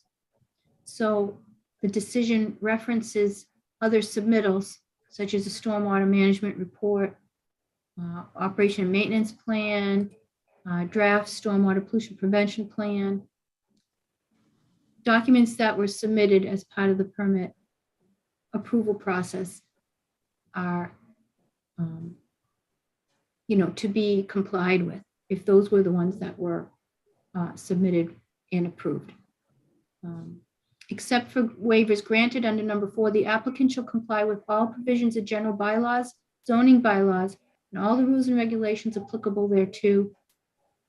That is a standard condition that I've been carrying and carried in the past on these decisions. The applicant shall pay all fees to the town of Southborough imposed generally for construction projects for the purpose of monitoring compliance with the construction and occupancy of the project in accordance with site plan approval as applicable, unless expressly waived in this decision. And what that means is that we will be anticipating construction phase Services from Fuss and O'Neill to provide interim site visits, milestones to confirm that the project is moving. That the drainage and planting issues that weren't complied with previously or weren't in compliance be made compliant. And then as the project moves forward with the expansion, that those site plan features are also complied with. Okay, number 5, the engineering consultant shall provide construction phase services. I'm clarifying that in that condition to ensure compliance with approved plans and for the review of the as-built plans for acceptance by the planning board. So those as-built plans would be expected to be reviewed by town engineering consultant Fuss and O'Neill. Number 6, signage and site lighting. Allowed lighting for the project will be shown in the approved plans and in accordance with zoning code. Outdoor illumination is applicable. Per the applicant, it was indicated there will be no additional need for signage or site lighting. Emergency egress lights above the doorways will be installed similar to those which exist above the current emergency egress doors. Landscaping shall be in conformance with the landscaping plans as submitted by the applicant and approved by the planning board, except as otherwise provided in these conditions. And they are to be maintained, repaired, or replaced by the owner as needed to maintain compliance with such plans. Standard. Excuse me, Karina, excuse me, Yes. Madam Chairperson. The as-built plan, I think you need to mention there's 2 stages of that. The as-built for the repair work and then the as-built for the expansion project. Okay, I just want to check at the very end. Let's see.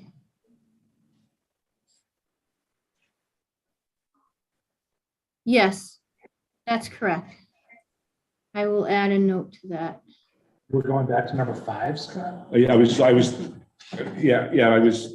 thinking about whether she carried it anywhere else, and I don't remember seeing it anywhere else. It took me one more item before I realized that. Yeah, I'm gonna add something there. Add clarification for as-built. So I think what we were saying is that the as-built for the 2017, 2019 permits will be required to be reviewed to make sure that that was constructed properly before you move on the expansion project. Correct? So that's consistent with the conservations order also. All right, let me just put that in here real quick. 2019. Sorry to bring you back. But no. No, that's okay. I'm glad. I thought I had put it in there.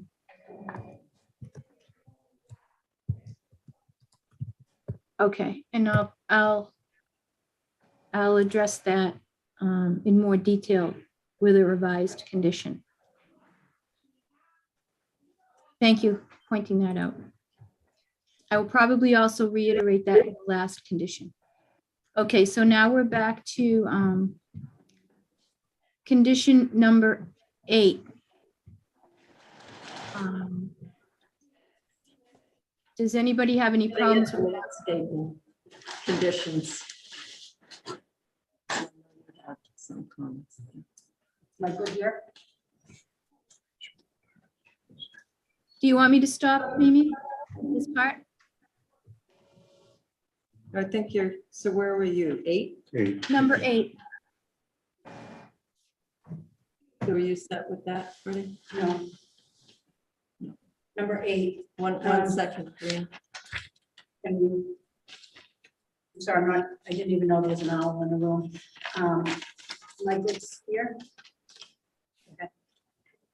So for number 8, we wanted after the town planner and with consultation of OSPC, which is consistent with the other parts of the decision and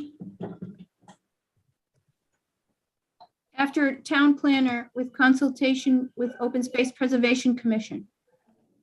Yeah, shall be approved planner with consultation of the Open Space Preservation Commission.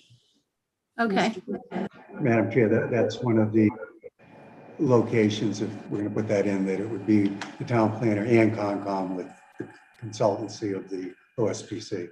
But I don't think that this is a Concom Let's see. It issue. says wherever soils is disturbed on the project site. I mean, there's new plantings being planted all over the place by conservation. You could say other than the areas required for Conservation Commission mitigation. That would well, no, differentiate. because there's overlap. Because there are areas that Right, do over- right. That's why I was trying to group them together. Karina, didn't we reference materials from conservation much earlier in this decision? I can't remember the exact paragraph. I believe in the beginning of the decision, we referenced the materials we received from the Conservation Commission. I think that's when we were talking about the waivers for 3.11 and 3.12. I believe in procedural history, don't we have?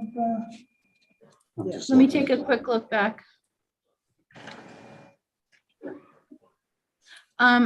You're referring to correspondence received during permitting.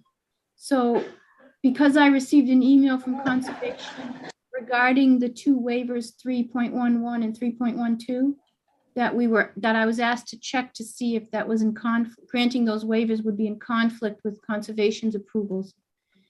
I was What about- going to add that bullet item.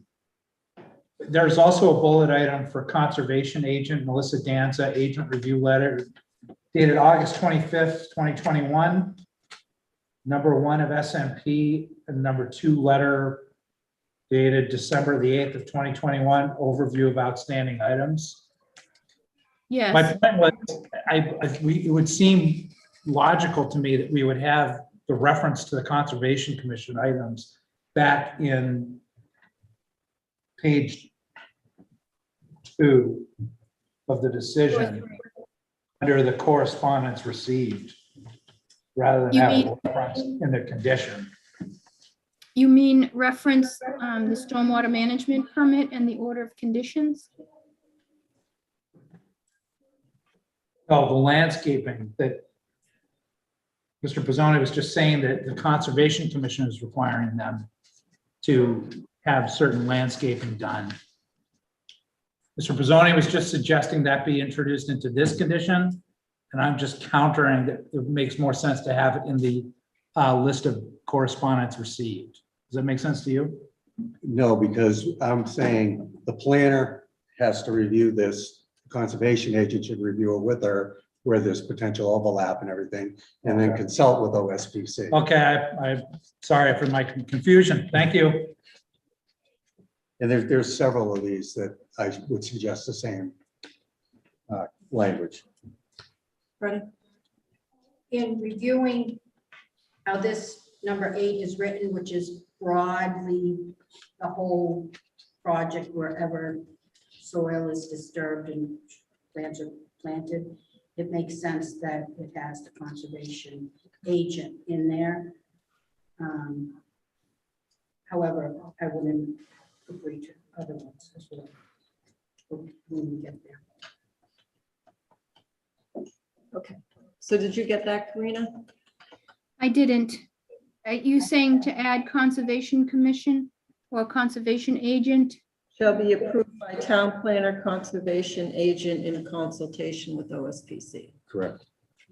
All right, so shall be approved by the town planner. Is everyone Well- okay with that? Consultation from both, isn't it? Conservation agent. And Sorry. with consultation with Open Space Preservation. So I have it reads, shall be approved by the town planner, conservation agent, and with consultation with Open Space Preservation Commission prior to installation. And The concern I have is the Conservation Commission already has gone through and made recommendations. And then now we're looking at the planning board's decision, which has additional recommendations that Conservation Commission hasn't weighed in on and doesn't need to, in my opinion. Whereas the ones where they already, say, let's talk about the meadow. That's separate and distinct and doesn't need Conservation Commission agent to approve, in my opinion. It's within their jurisdiction. If you look at the lines, most everything on that side is conservation jurisdiction. So, I mean, all I'm just saying is add another body in the mix that's going to look at this to make sure that there's no conflict between what Concom's approved and what you guys have approved, and Karina and So what we're Melissa. talking about right now is the disturbed soil in the project site Correct. being planted with. Well, if you start to make a meadow, you're disturbing the soil. But that, so the meadow is handled in another condition further down. What, Yes, it is all in the buffer zone. Yeah.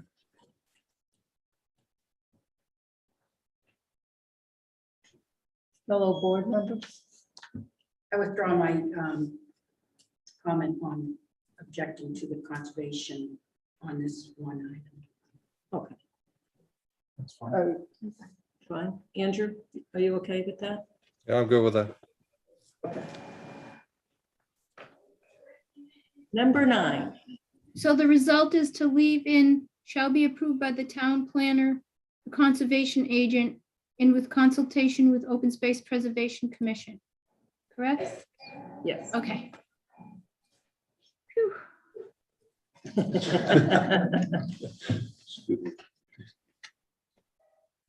So number 9.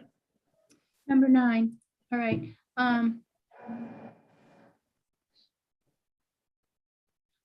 Proposed disturbed and restored grass areas to the east of the proposed expansion shall require 100% straight species native to New England. The sections of the landscape plan stating seeding with grass shall be planted with native ground covers and native lawn alternatives to be approved by the town planner with consultation of Open Space Preservation Commission. This is the area, I believe, are we talking about to the north and east of the expansion? Correct? Yes, yes, and east of the existing building also, yeah. Yes, so I would like to clarify that by adding proposed to disturbed and restored grass areas to the east and north.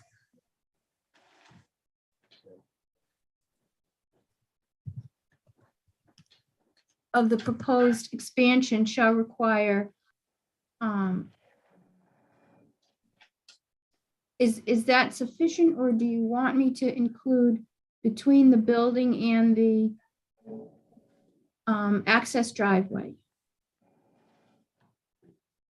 Because if you recall, it was those landscape sections between the emergency walkways, the new building expansion and the access drive. There were several little lawn areas. Yeah. Or is that sufficient? It's also to the east of the existing building next to the parking lot on the north side. So it's east of the existing building and the expansion and north of the expansion. East, okay, go to the east of the existing building and to the east and north of the Yeah. proposed expansion. Okay, all right, this Mr. is tricky.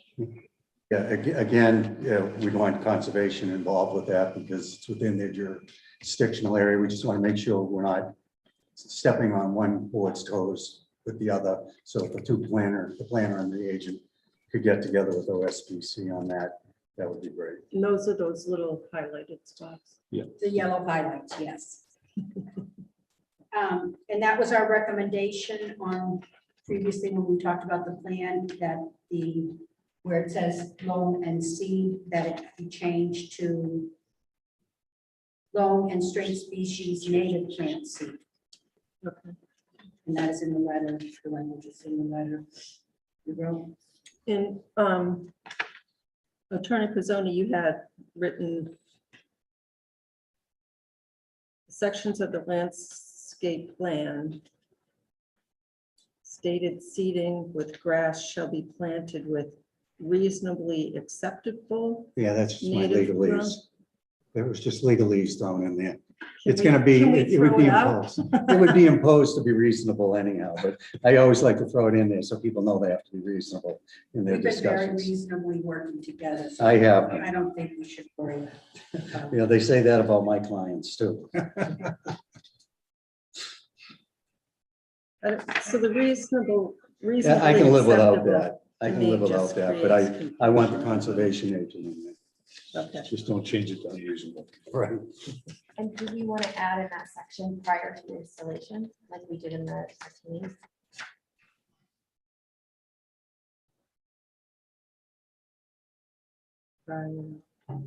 Oh, yeah, well, it should be reviewed and approved before we install. I'm just saying, would it be good to just put that in, clarify that language? Yeah, So you want me to add that? Yeah. Prior to installation. So remove reasonably acceptable. Yep, Add that was, yeah, Conservation agent and prior to installation. and prior to installation. Anything right. else? Unfortunately, I'm not editing Bill Pizzoni's version. Right. I am looking I'll at his follow up on with the side. Okay, I am adding the notes into my revised draft that had everything in it. Can you read it in its full, in its entirety, as you have it? Sure. Oh, so I'm asking Karina. Are you talking to me, Marnie? I'm asking Mimi to just read first. Okay. So proposed or disturbed and restored grass area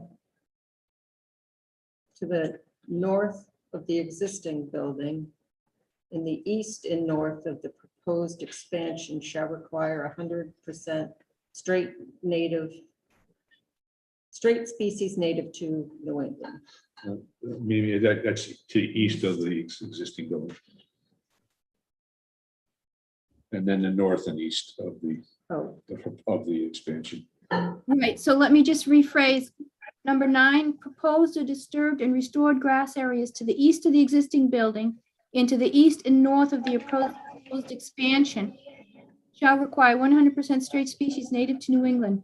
The sections of the landscape plan stating seeding with grass shall be planted with native ground covers and native lawn alternatives to be approved by town planner, conservation agent, and with consultation of Open Space Preservation Commission prior to installation. And that is okay to say, and Freddie, I'm asking you this because it says sections of landscape plan stating seeding with grass shall be stating seeding with grass. And you mentioned just now that you were requesting the note to be changed on the plan to say something different. A loam and seed. I think it said.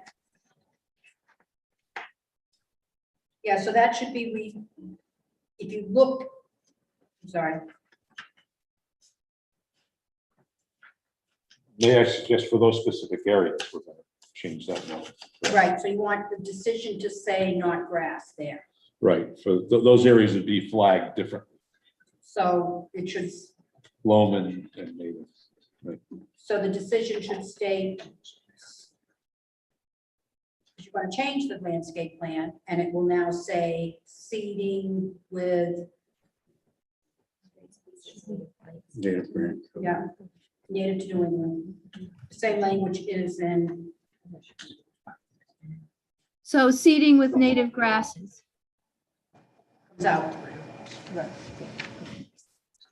Right? she said seeded with native grasses. Is that- It's seeding with native plants. straight Ground species. cover? Doesn't have to be grass. Right. You may choose some other lawn alternative material that we have that discussion about. So what word do you want me to use there? If you're gonna change it on the plan, you want me to say stating seeding with native, Road was long, straight species native plants seed. Right, native, straight species, native to New England.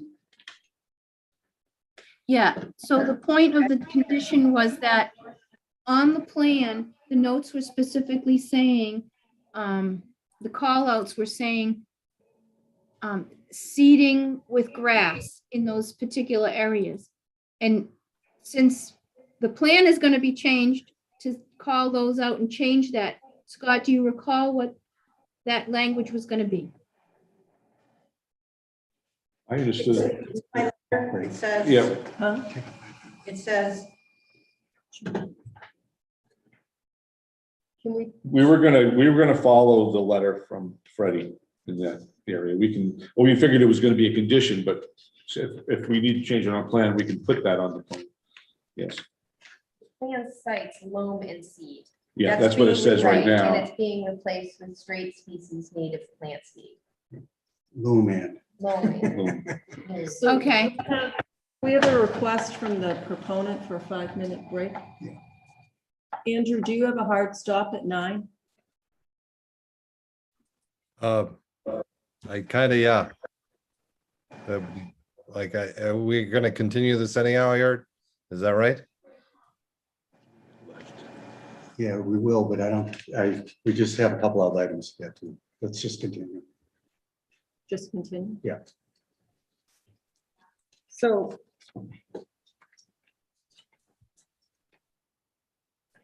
okay, so I got condition number 9, and Yep. it'll say this.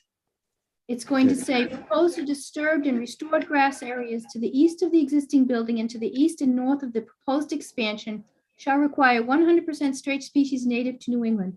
The sections of the landscape plan stating loam and straight species native plant seed shall be planted with native ground covers and native lawn alternatives to be approved by the town planner, the conservation agent, and with consultation of the Open Space Preservation Commission prior to installation.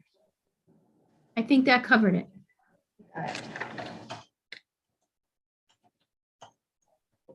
Okay?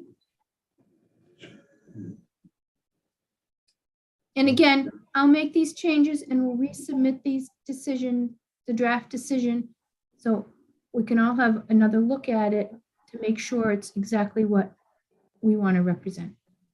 If that works for you, Mimi. okay. So Okay. 10, 10. Number 10. These particular comments were taken from Open Space Preservation Commission's comments. So if you want anything different there. And I know that Bill was interjecting some of his legal term reasonably in there.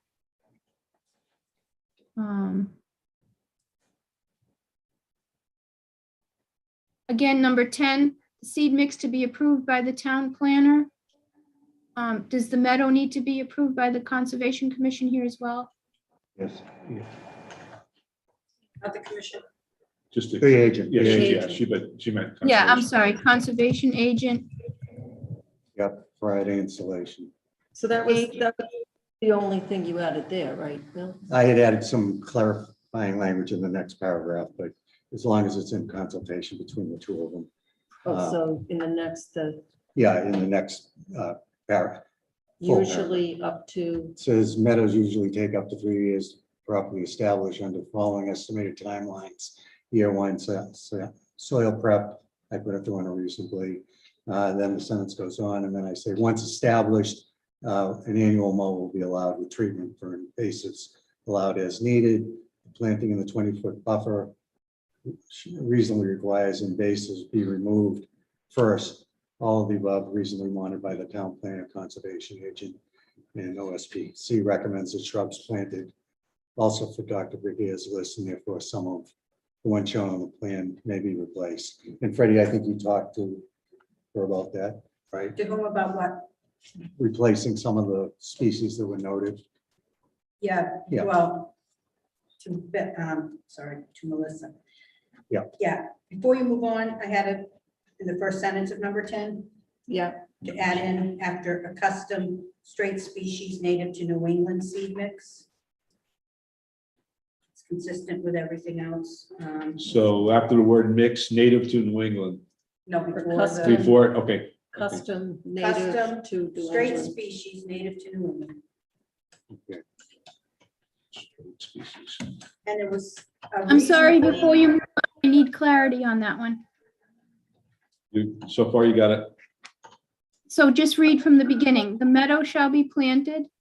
That's me. With a custom straight species native to New England seed mix. Space. Okay. I think, I'm not sure, did Mr. Pizzoni have some changes in the next paragraph? Because Yeah, he added meadows usually Take up to 3 take years. up to 3 years to establish under the following estimated timelines.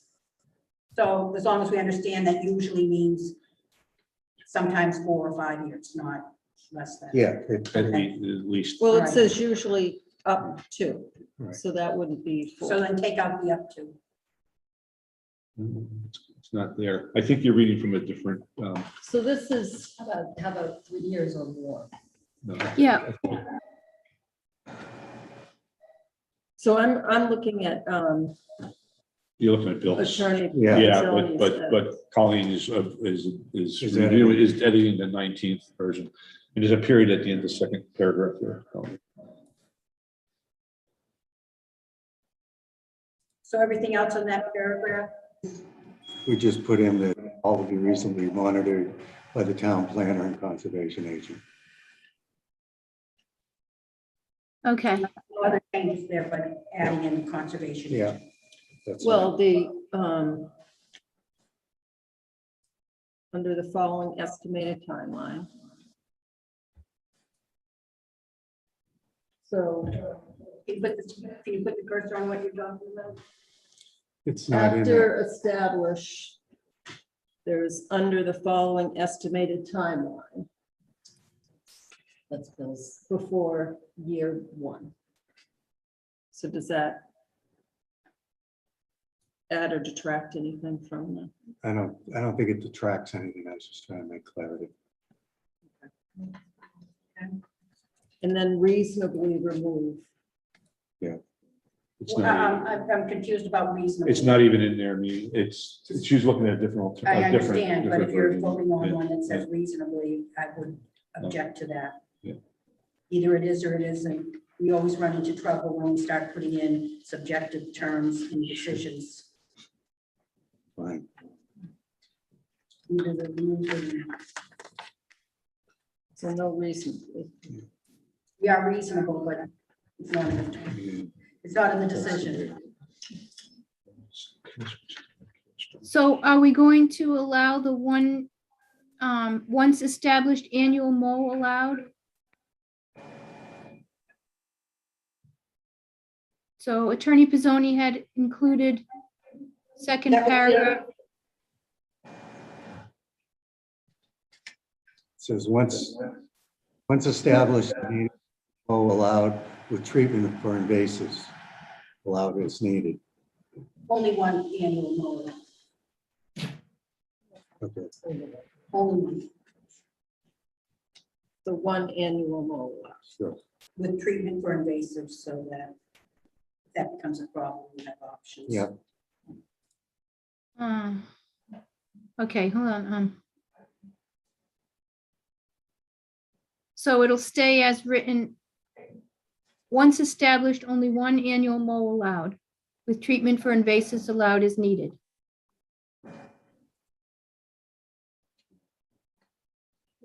Yeah, And we're not putting in once established.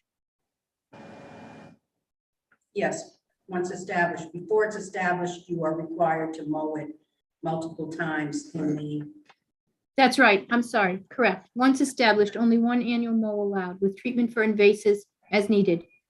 Planting in the 20-foot wetland buffer requires all invasives to first be removed. and I also checked that with the conservation agent. Conservation, yeah, She said they weren't as specific, but that was their intention. That's normal process. Okay, and then, Are we removing that reasonably? you don't have to have that. All Then these all of- expensive legal words. Yeah, it isn't even a legal word, it's just a clarity. then the last sentence of that paragraph, all of the above be reasonably monitored by the town planner and conservation agent. Is that the intent that we are the inspector, or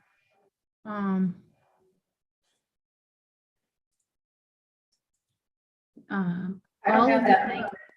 I put in there, 'cause I figured somebody had to look at it. Well, doesn't it come into play with the bond? So does it need Yeah, to be that's in the true. decision? Okay, so That's that, fine. so no, that doesn't need to be there. No, Okay. I hadn't seen it before. I forgot the bond was below it. Okay, so then, the last sentence of that, condition 10, open space preservation Committee recommends that the shrubs planted also be from Dr. Gear's list, and therefore some of the ones shown on the plan be replaced. We recommend that be stricken because it shouldn't be in the decision, it should be on the plan. And that the Open Space Preservation Commission asked me to send over a list of the shrubs and trees, but I think it might be better if we had a conversation with Yeah. Scott and then come to an agreement on which ones. That'll be put on the plans? That would be put on, you said you would substitute some of the trees and shrubs, right? Yes, sure. Yes, we would. And conservation was okay. I will let you know that the city of Framingham hands out Dr. Gear's plant list to everyone doing a wetland project in that city. So Yeah, it's not a, but sort of to address the chair's question is whether we do that on the plan now, or we do that in a conference prior to the installation. I think that we're fine with doing it obviously before the installation. well, don't you have to redo the plan anyhow? There's a lot of stuff being done, so why not do it now? That's, There's not a lot of stuff to do, but I agree. I think, and I agree with Freddie on this, because I think that, Scott, you do have to revise the plan on some of the things you already said, the planting plan. So it's better that it's clear now, because later on, planning department will have to hunt down what is really supposed to happen there. And if it's not in the decision or on the plan, it will create a problem for you guys later too. So it's in the best interest that it's shown somewhere, either on the plan or specified in the decision. And I think most of your changes are related to the planting plans at this point. All right. And Mimi, correct me if you don't agree. I agree. I think it should be on the plan. So I put a note next to my condition number 10 that I struck the last sentence and wrote a note to say to be put on the plans Okay. instead. Condition was good. I mean, we're almost there, so it's worth just Yep. getting it in order. Understood. Okay, then the bond. can I, Okay, condition number 11. Any objection to how that's written? Is the square footage correct? 37.5 is what I have. At 11.4. Huh? 11.4 was. No, 37,500 square feet. Yeah, I was gonna say, Yeah, yeah, We'll take the 37. yeah, and ampersand, not a dollar sign. All right. Always thinking about my client.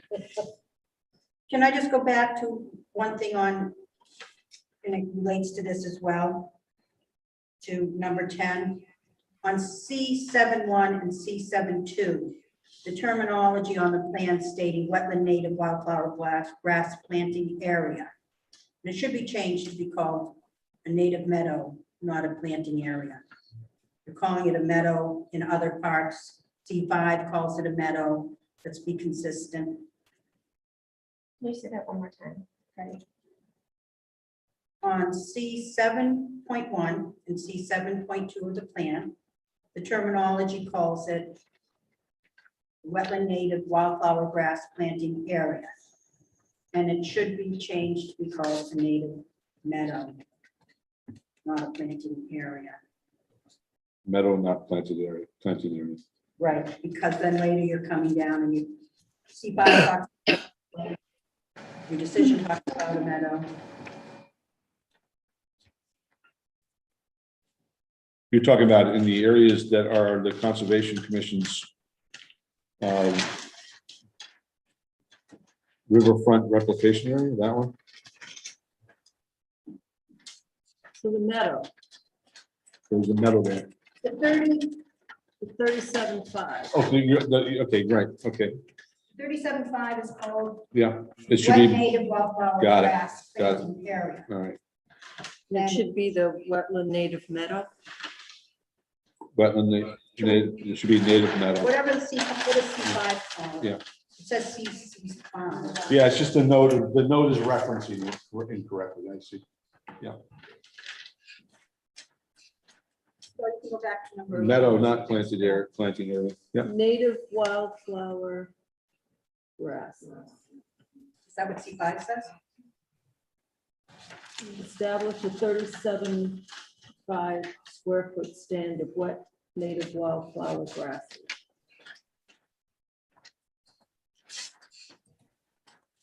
But it's more than grasses, it's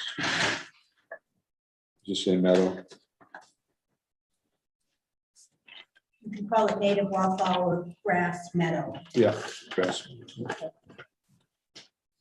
All right, So now to, so that's what it should be called in this Yeah. And condition too, native wildflower grass meadow. Grass meadow. Okay, in the condition number 10, it should say 37,500 square feet of proposed native wildflower Grass, plant meadow. flower, grass, meadow, planting. Correct? So it'll read, Ken's Fish shall provide a cash bond in the amount of $11,400 for the 37,500 square feet of proposed native wildflower grass meadow planting to ensure growth is established with release of bond upon Planning Board and Open Space Preservation Commission acceptance no earlier than 3 years after planting. I think we agree with Freddie, you can take the planting out of that. so that new language that was proposed by Mr. Pizzoni? The blue language was proposed by me. Okay. Okay. You good there? Are we moving wet? I was impressed by Are it. we moving wet? Wet So we're means good what? with number 11? Do we keep wet in it or out? Doesn't matter. Just be consistent. What, Is it wetland native? It was in the buffer zone and it's more wet than the original area was, so we put wet in there, but it's.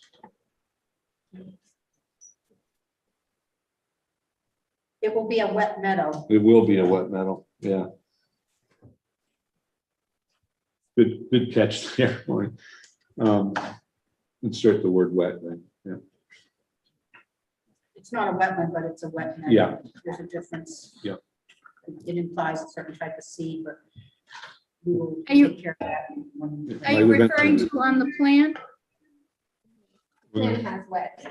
That's just to keep it. Yeah, we use the word wet in on the plan, so you can insert the word wet there between between wildflower and grass, as opposed to grass and meadow. So it should read 37,500 square feet of proposed native wildflower grass meadow. Wet grass meadow. Colleen just made this. Or native wet wildflower grass meadow. Or you don't want wet. We get them all in there. We get them all the Sorry, adjectives in you there. don't want wet in between the grass. All and the- reasonably in there too. Yeah, Keep it wet native. Hey, just take the wet meadow, just take the wet out of there and put wet before meadow and you're all set. okay. Well, before We're that, fine with that. Thank you. And then can we look at it when it's all done and make sure everything is consistent? Because we Yeah. you all know the intention here. We use those same terms on the Yeah. plan. Thank you.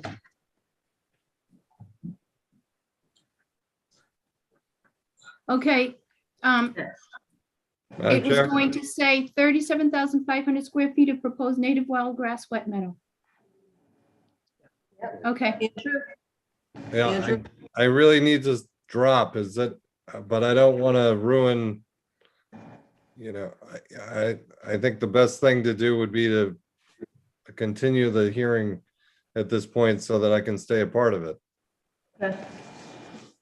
If I could, Madam Chair, I'd just like the board to consider that we have town council look at 14, because you can't leave a bond number open, number one. You have to plug a number in, and it can't be a penalty. It has to be related to what it's there for. We don't even know what we're building yet, so it's going to be hard for the board to come up with a number even. I had requested in one of my emails to Karina that maybe that number's left determined at the Board of Health level. But talk to town council about it and maybe put a not to exceed number in or something like that. He's gonna have to agree to the form of the bond and or the tri-party, whichever it is. We're suggesting the tri-party. So I think it would be appropriate for him to look at the language that we're incorporating in 14 and maybe talk with me and maybe with the chair to try to come to a consensus of where we are with that, so that when we come to the next meeting, we're not fumbling through it and then have to skip to another meeting. Okay. Because I'm gonna be out for part of June because I'm gonna have some surgery, so I want to make sure we can get this wrapped up sooner than later. One thing I would point out is in 13, and that was the only question we had, 12A through whatever was all fine. In 13, there was a sentence added at the end that the condition relative to any other drainage system construction issues that are found needs to be compliant with the prior permit approvals before we move forward. We don't know of any others, and to leave it open-ended like that is like putting a gun to Ken's head. Obviously, if there's something that's found that doesn't comply, we're gonna have to go back and fix it anyway. So where was that? That was in 13. Up there's the highlighted 13, yeah, in the middle, the highlighted set. This condition shall also apply to other drainage systems. Oh, Construction found to be non-compliant with the prior permit approvals. And the paragraph starts that construction of the proposed building expansion can't move forward until the other is completed. But we don't know if there are any others, and you guys don't but either. your proposed drainage is a function of the existing drainage. So the existing drainage has to be built properly to expand it. And I think there's a condition in conservation's permits Yeah, as well. that we complete the work before we start, but not leave an open-ended sentence in there that any other condition we find that basically says the condition shall also apply to any other drainage system construction found to be non-compliant with the prior permit approvals. I mean, we've looked at it and analyzed it and come up with a plan. I mean, there aren't any. Is that addressed in 5 where we're gonna be adding a second as-built for modification? Yes, So yeah. I would agree. All So it's right, being so- addressed in section 5, where Karina's adding a new one for as-built for modifications, Okay, and I think it makes sense. Okay, and then that just leaves 14. so 14 is the board in agreement that we ask town council to look at this tri-party agreement? And Yes. that's something for the next meeting In the Well, language. And it be circulated to the board members prior. well in advance of the next meeting. Not the day of the next meeting, well in advance. And I have no problem with that, because I'll reach out to town council tomorrow if you guys would approve it. You know, that's all I need. And Karina should let them know that we need to be looking at 14, and that's what the discussion will be about. Okay. And then I can maybe set something up with the chair and with town council. Should we reach out to town council? If I may, Bill, the standard procedure in, to the best of my knowledge, prior requests like this is that you provide me with the questions you would like me to forward to town council, and then we'll open the door for town council if he wants to reach out to you to request discussion with you, because town council works for the town. Yeah, And- no, and what I would like him to do is I'd like him to look at my language so that we can come up with something that both sides can agree to with the board and that's palatable to both sides that can work, because I'd like to see this work. Just number 14. 14. Yeah. Okay, And I just want to keep protocol, just, that's all. I understand. Okay, and you're going back to number 12 when you meet again. We're going to continue this now. So what? We're going to we're gonna continue this. continue the, You weren't just This finishing year. up all. so do I hear a motion? Make a motion, we continue grant the request of the applicant to continue the decision period until what date? June 10th. June 10th, Actually, make it, requested by the applicant. and because the next hearing is the 6th, right? Correct. Seconded. Any discussion? All in favor, Latrell, yes? Mills, yes. Yes? Houlihan, yes. Thank you. So that's the decision date. Do we need to continue the hearing? Make a motion, we continue the public hearing for 325 Turnpike Road, Ken's Food expansion major site plan approval, and 325 Turnpike Road, Ken's Food expansion special permit LID to Oh, okay. June 6, Six. 2000, June 6, 2022 at 7:05 PM. Seconded. Any discussion? All in favor, Latrell, yes? Mills, yes. Yes? Houlihan, yes. Okay, thank you. Okay, thank you. Karina, Thank you, are Andrew. you going to get a redraft out to me based on the edits that you?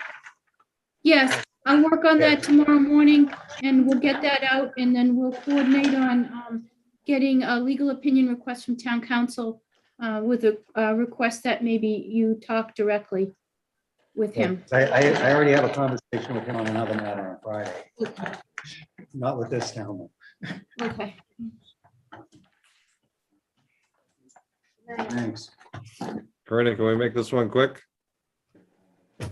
Yes, Mimi, if you're ready to move on to the next public hearing, we have an extension request from the applicant signed, requesting to be continued without testimony to June 6th. I believe they agreed to have the action extended to July 15th, a little bit further out for them because they know they're still working on their plans. So do you need us to read that, Andrew? So I make a motion, we continue the public, or the decision period for 200 Turnpike Road snow removal landscape contractor facility, major site plan, and for LID to July 16th as requested by the applicant. Seconded. That would be July 15th. July 15th, sorry. So seconded. Any discussion? All in favor, Latrell, yes? Mills, yes? Stein, yes? Houlihan, yes. Muriel, yes.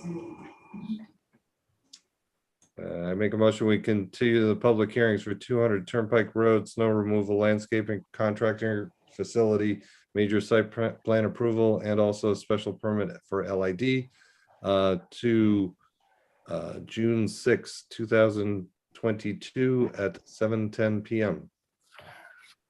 Seconded. Moved and seconded. Any discussion? All in favor, Latrell, yes? Mills, yes? Stein, yes? Houlihan, yes. Muriel, yes. Okay, Thank you. is that it? Very good. Holly, just so you know you're projecting. Oh. Could I just make a point, Mimi? Sure. Debbie, did you just vote on that 200 Turnpike? Yes, to extend the public hearing. Yeah, is that acceptable, or should Debbie abstain from 200 Turnpike? Right, so I won't be sitting on that matter. Okay, I just wanted to make sure that we're in order. So 200 Turnpike started. You can't, Andrew left. You just change your votes to extend abstentions. We understood that as abstaining, correct? Correct. Okay. It'll be recorded that way in the meeting minutes. All right. Next. Discussion, the tree protection bylaw and scenic roads.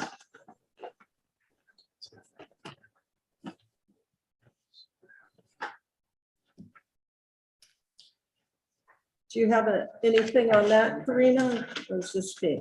I do. I just want to give a quick update that, as we know, we want to keep the momentum rolling for discussion on these two bylaw initiatives so that we can look forward to the planning board bringing them to perhaps a special town meeting in the fall. So we carried this agenda item on here to keep the discussion going until such time we need to open new public hearing if these two warrant articles are going to be pursued for fall town meeting. Can I ask a question? Certainly. So maybe is now a good time for us to sort of revisit, what happened at town meeting and sort of air out why these didn't move at town meeting, why these didn't get ratified? Want to wait for Andrew? I don't think so. We can discuss this now. We can discuss it again next week too, if we need to. Keep discussing. In 2 weeks, yeah. Sure, go ahead. Well, I was just confused. I'm actually looking for the board's analysis because I didn't really understand the basis on which these were indefinitely postponed at town meeting.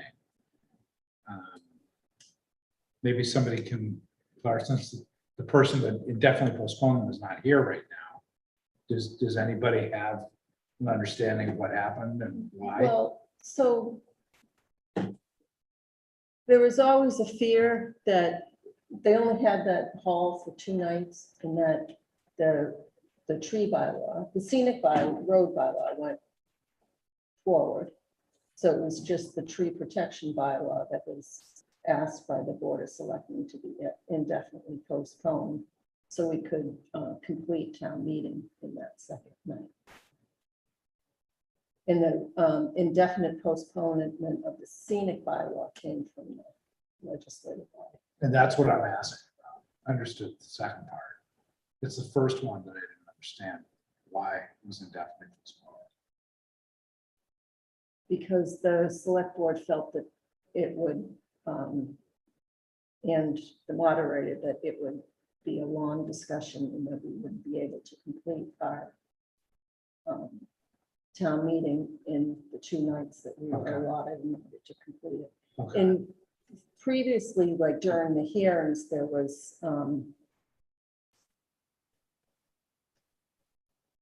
discussion of postponing it because it had been brought up by a select board member at a joint meeting, saying that he felt that only budgetary items should be at the annual town meeting and everything else should be at a special. And the planning board at that time voted to continue on with our hearings because we had already posted them. And we had discussed bringing it to town meeting, and if we ran out of time, then we would entertain that. So I could have sworn that there was discussion during town meeting, that there was concerns about the nature of the restrictions on privately owned land by a resident. There might have been some confusion about what we were actually regulating. Correct. In the warrant article. So I just want to throw that out there so that we're ready for the public hearings. I think we might want to, reevaluate some of the language in the warrant article so that that doesn't happen again. Does that make sense, Karina?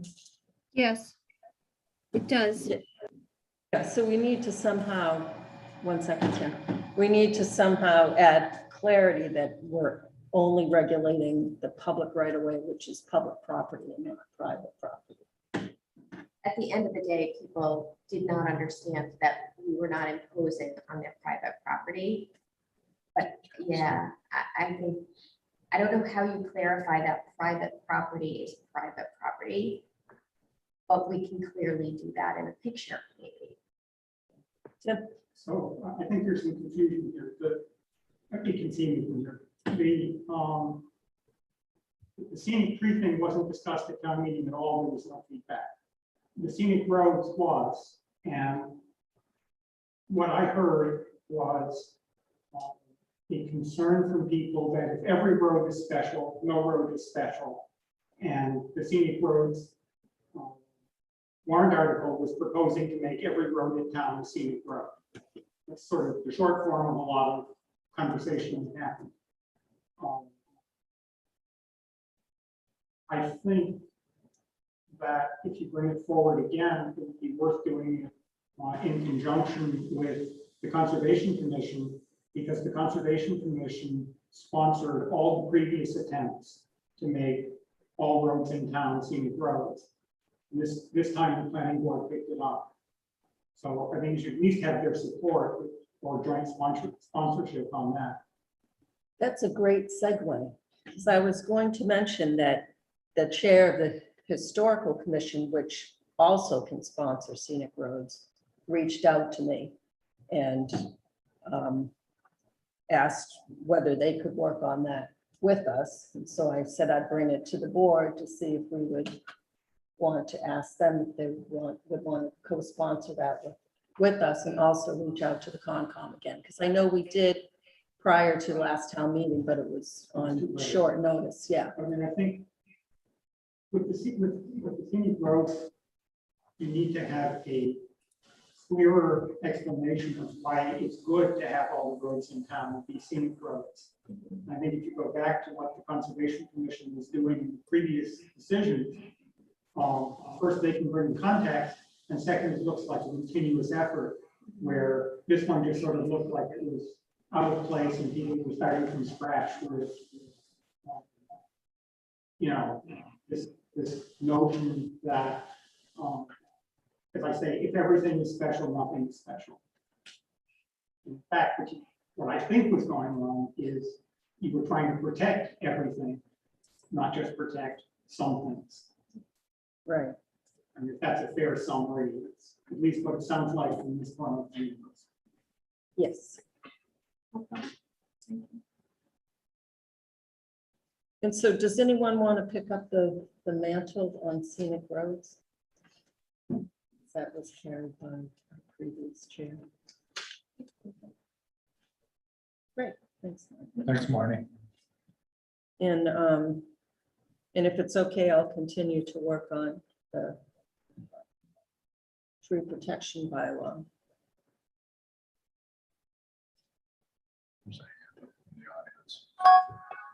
Oh, yes. Hi, Grant Barrington, 58 Flag Road.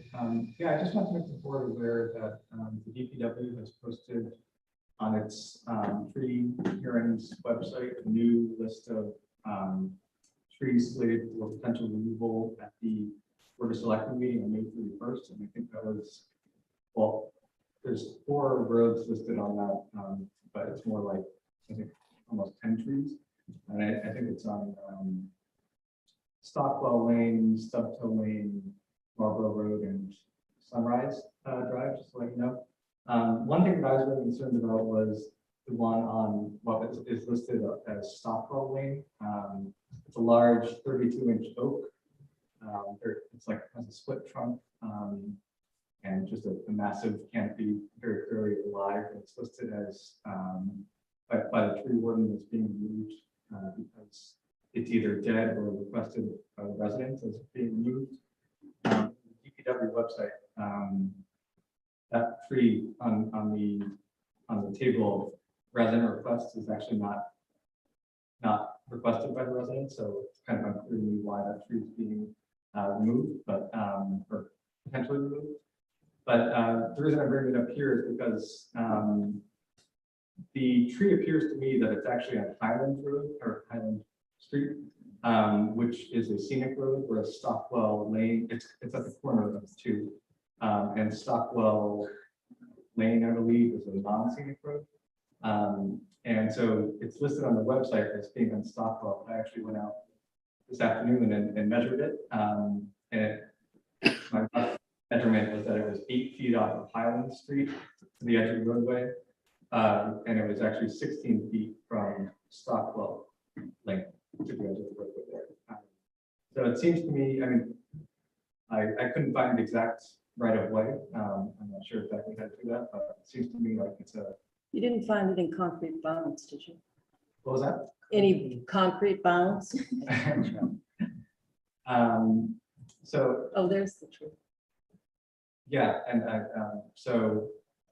yeah, it seemed to me like it's actually a scenic road tree that should be in your jurisdiction. So I thought I would let you know before the 31st, May 31st, or select the meeting that that's happening.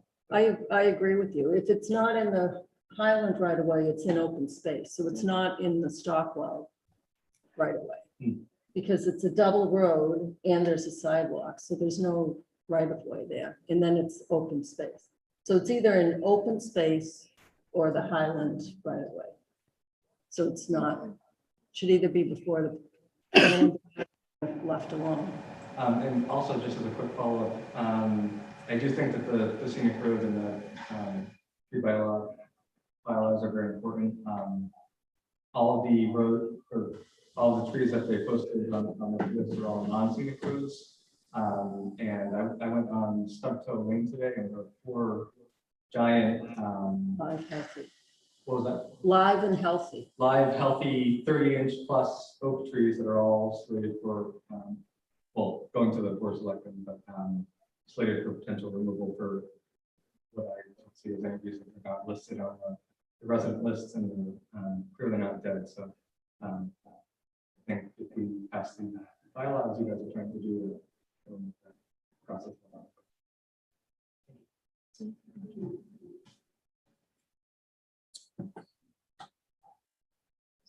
Karina, Yes. did you hear Mr. Farrington? There were moments when I could not clearly hear what Mr. Farrington was saying. I would suggest that speakers come to the front desk closer to the microphone if they could, with their questions. Also, Mr. Litt, I believe that was him in the back corner. Yes. Okay. I'm speaking from the hybrid version from online access. You may be able to hear him there in person, but it was a little bit difficult. Mr. Farrington, to the select board is having a tree hearing on May 31st for non-scenic road trees, and one of the trees on their list is Stockwell Lane. And I think you remember, Karina, we went back and forth via email on this one. It Yes. appears that that's in the, either in the open space that's associated with that subdivision, or it's in the right of way for Highland. Okay. I got that part. Is there any thing that the planning board would like the planning department staff to do in regards to that information? Do we have road acceptance plans, or are those at the DPW? Like, how do you figure out what the right of way is? Usually the select board or the DPW has, they both should have those plans. The DPW, it's my understanding, has a roadway plans that show right away for the town. So we could investigate that. Can I ask a couple questions? Sure. I have a general confusion about what interim plan we're following with the select board. I thought I understood that in some of the hearings with select board, DPW was asked about what priority trees were, I think imminent danger. I think it was Mr. Keeley that asked that question, and a grouping of 26 trees was offered. And as we know, those 26 trees, many of them were not listed on the tree reports that are listed on the DPW website. And now that list is expanded to 29 trees, but I don't know what the additional 3 trees are, but the list that's on the DPW is now 29 trees. But the list that is recently put forward, which we were told were the priority trees, are not at all the priority trees that were given last month. So this is a new set of priority trees. And so I just am kind of confused as to the agreement that the select board made amongst themselves. I think they took a vote that, there was general concern, I would say, about the dead trees. A clear understanding that if they're on a public way, on a scenic road, that there would need to be a consolidated tree hearing, that the tree warden would initiate that. For the record, I don't think that the tree warden has initiated that unless Karina or you have received something. But clearly the priority was to be these 26 trees, and there was going to be an arborist that was hired just to look at these additional new 26 trees, which were supposedly the priority. So my question is, are we not following that procedure? This procedure is now for non-scenic roads, which of course we know have less protection. But are we under any kind of a procedure for these new trees that are now on a May 31st hearing with select board? So the trees on the May 31st hearing are from that list of 26 trees that resident calls, although some were new calls that have not been added to that list. Stubtoe, 85 at Ledge Hill. I think those are the ones that aren't. Oh, and Stockwell. There were previous emails going back and forth about Stockwell. I don't think any of the trees are on the list at 26. I think.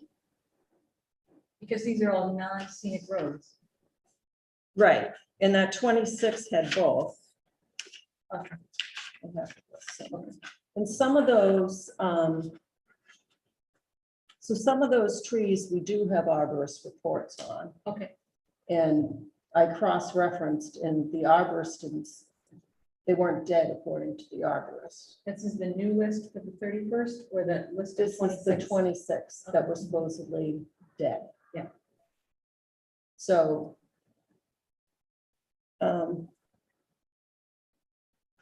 so the new process is that we'll have hearings and that for non-scenic roads, they'll go before the select board, and for scenic roads, there'll be consolidated hearing before the planning.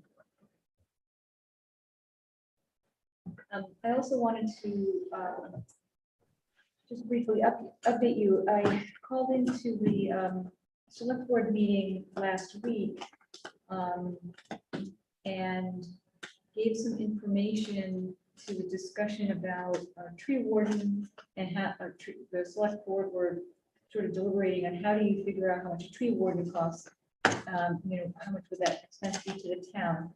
And I was asked to take an action to follow up on something, and I was wondering if I could just take that opportunity to let you know. Sure. The follow-up was, I happened to be speaking to a neighbor who's Al Bezanson, who's a very lovely man, who told me that his daughter is an arborist and an educator at UMass. And so I was asked by Ms. Cook, who's the new chair of the select board, if I could call and speak to her and find out some information about tree wardens. So I did that today, and I was just wondering if I, you know, could just give you a couple like high level. So if I could just take like a couple of minutes. I was really, first of all, very impressed with the conversation.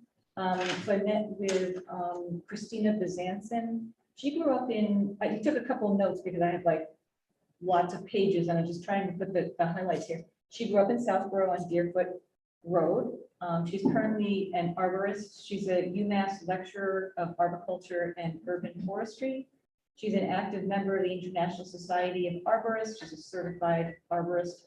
She does tree warden training, which is in every other week or every week for 6 weeks. It's offered every other year. And she actually just did that. It's kind of a quick, intensive 6-week course for DPW staff, sort of non-scientists. She does that every 2 years when it's offered, and says that, you know, basically UMass trains all of the arborists in the state, and she knows every arborist and every tree warden, is what she says. She's also written for the New York Times. She has an excellent article called New England Forests Are Sick and They Need More Doctors.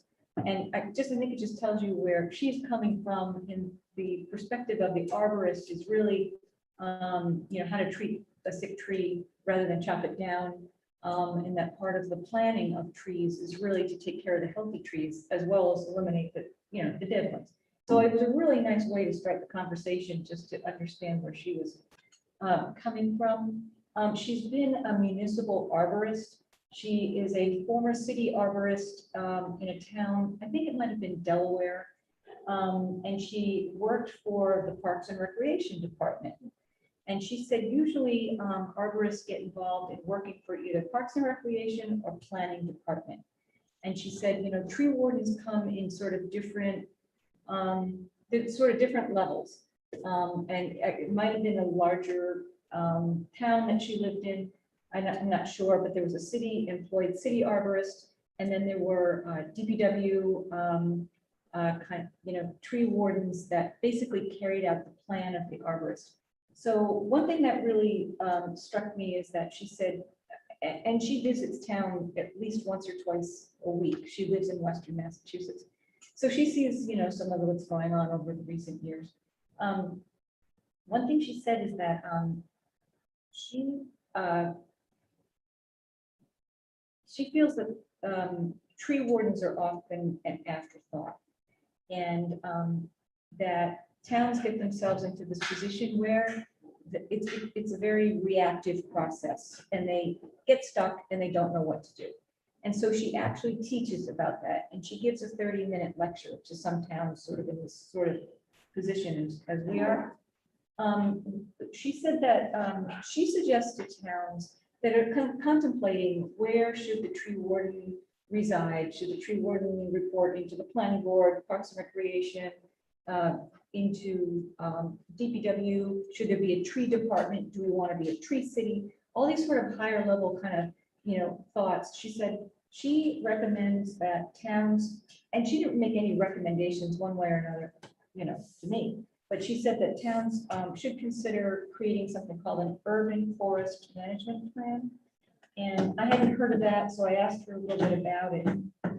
And she said, basically, and this is just a couple of my notes, but it's a plan that looks at budget, staffing, whether the town wants to be tree city, what to do in case there's a diseased tree. Are you gonna treat it? Are you gonna cut it? If you're gonna cut it, are you gonna replace it? Are you gonna impose a fine? Is there gonna be a fee? Those are two different things. What species are you gonna replace it with? What is the biodiversity that you're aiming for? Contemplating what is the cost to a harmed tree? If somebody cuts down a tree, you can go to a nursery and get a tree for maybe 6 to 8 inches, but anything that's about 12 inches or larger is usually kind of falls into a fee category. We know in Massachusetts, you can impose a $300 fine under Mass General Law, but a lot of cities and towns where there's a lot of tree cutting going on, they will impose a fee based on how large the tree was and a lot of other And replacement. And replacement. And replacement. yeah, she A lot of said towns. things to consider is where a tree warden would get involved would be new construction, new road projects. Sometimes she sees projects where tree roots are cut, to make the project, and then the tree is not stable and can fall. She says they get involved with schools. They usually help design a treescape for planning boards.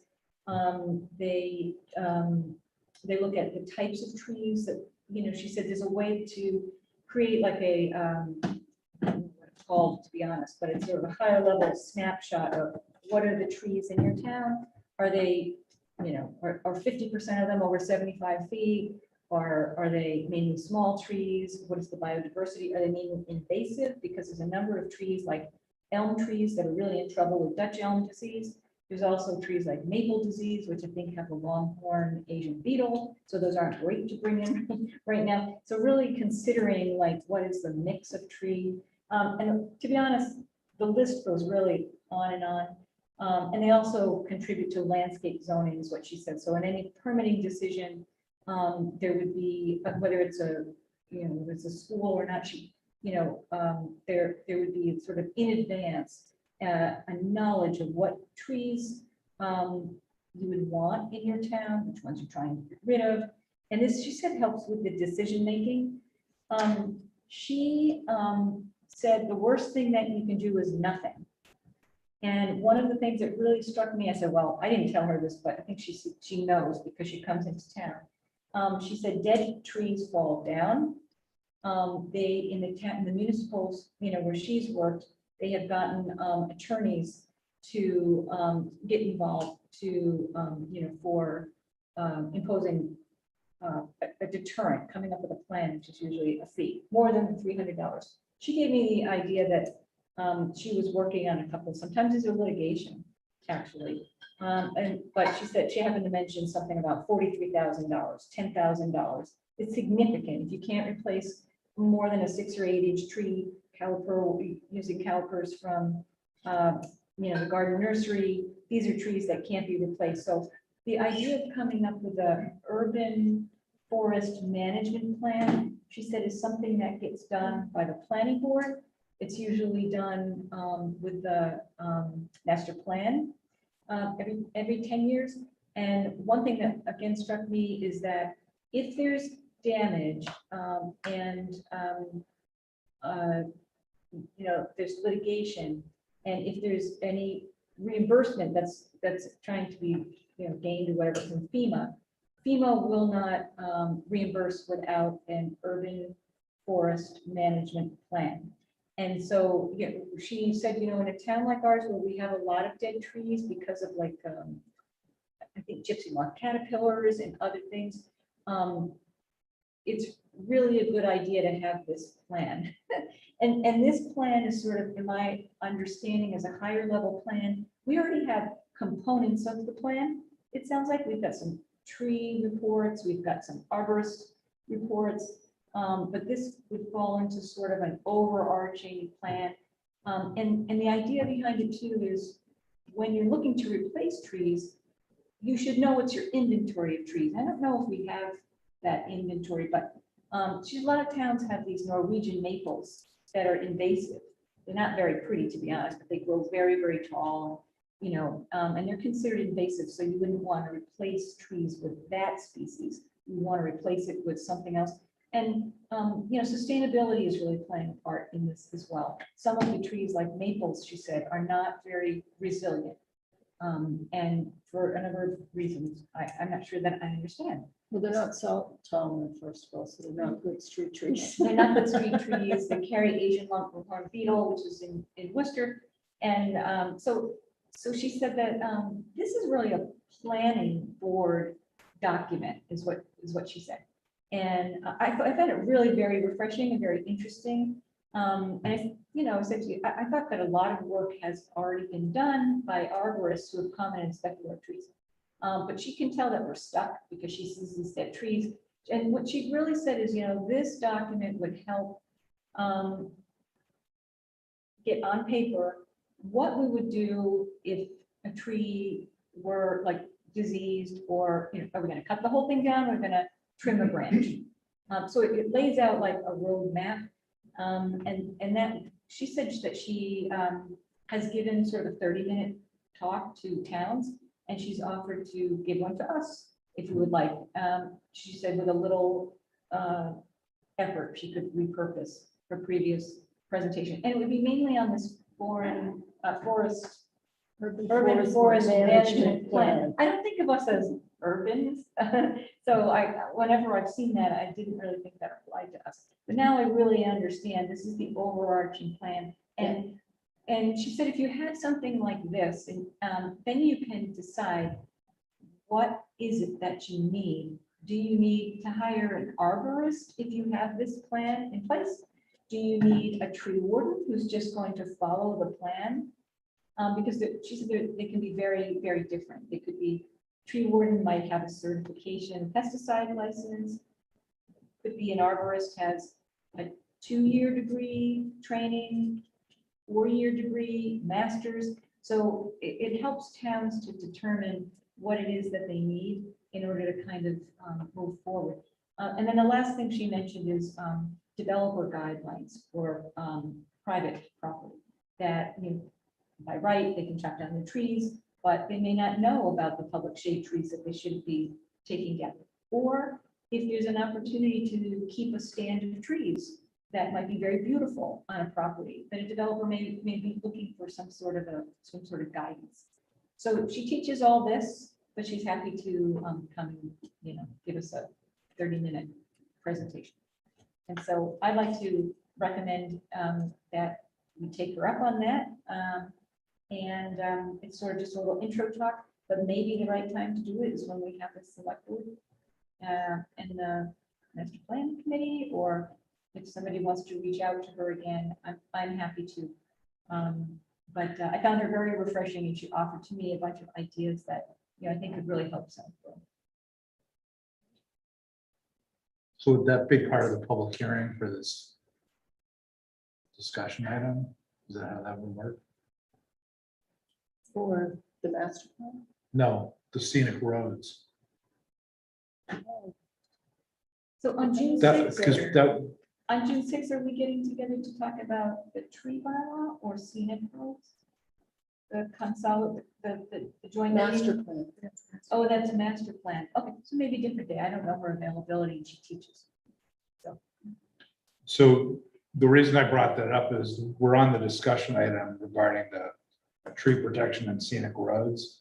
And there's going to be public hearings coming so that we're ready to bring that back for fall town meeting.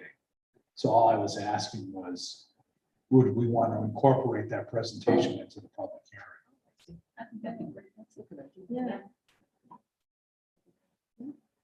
idea. Karina, did you get all that? Did you hear that? I did. Okay. Cool. So Karina, Mass Audubon did some report before Tree City. Didn't that have something to do with trees? They did a I can forward that to the planning board members. They did a study for us, how to become Tree City USA and some other factors in there. It was a short read, but it had some good information. I can dig that up and send it to the planning board members. When are the public hearings going to start? A little bit closer to when we know the warrants are due, the warrant articles. So as soon as they pick a meeting, we go backwards. They can start at any time. There's no restriction on when you start hearing them.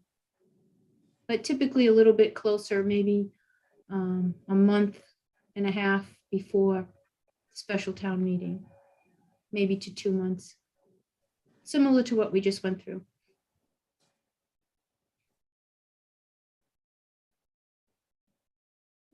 Yeah, I So think once that- we get a schedule from I the think we select, have a lot of little pieces. We can bring them together and see what we have. And I think that would be very helpful.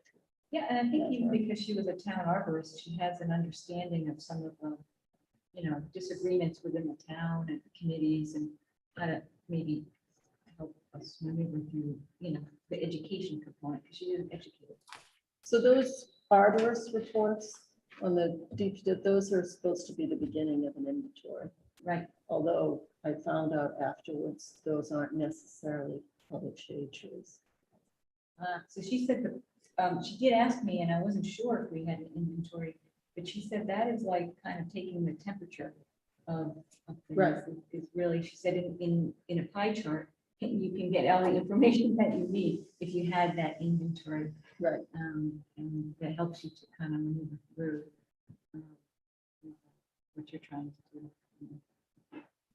All right. So it was a lot of information, it was very helpful. I'll try to take up my notes of one more piece. But, and of course, if anybody has any questions, she's offered, she has sent me a bunch of documents. I didn't get a chance to look at it, but she may have sent me one of these urban forest management plans. If it's helpful, I can forward it along. I think it's fascinating. Yeah. Any idea if she trains and then do we have ideas of what they get paid or? She says she knows everyone in the state, because they go, typically go through UMass. So if you're gonna go with somebody with 6 weeks of training and a pesticide license, it's very different than if you're going to somebody who's gonna report to the planning board, who's an arborist. She herself was an arborist who also cut trees, and she didn't just cut them, she would trim them, she used other techniques, some of these trees that have a single trunk that are split, they're quite unstable. She said, instead of just cutting them down, because they aren't considered unstable or poor sometimes, that there's ways to do it, like maybe cut half of the tree or bind them. I can't remember the term, that there's different techniques. So she was one who got involved with all that stuff. No, so she's gonna send me some information, some review articles that kind of go into this, different sort of thing. As an arborist, she did the tree cutting in her town. Oh, fascinating. Yeah, she was trained to do that, and she did it. What town was that? Someplace in Chesapeake Bay area, I think. There may have been a couple different towns. Mr. Litt, So, Karina can't hear you unless you come up to the microphone. well, I've spoken from here through that thing at the Board of Health, and they assured me that indeed I could be heard. I'll try again. Did they have anyone remote? Yes, it was the first time that Powell was attempted. Can you hear Tim, Karina? You're muted. I can hear you better, Tim, now that you're standing up. It projects better to the microphone. So I was just going to note that it sounds to me as though bringing this individual in and following through on that is likely to cause you to want to make changes to the proposed bylaw. And that being the case, it doesn't seem to me to make sense to wait until you open public hearings you probably want to go into the public hearings with something that you think works and is consistent with the recommendations that you get out of this and you get out of the plan. So I'd encourage you to bring her in sooner rather than later and see where it leads you, because you don't want to run out of time as you did with the previous town meeting. That's my 3 cents on this one. Okay, thank you. Worth a nickel.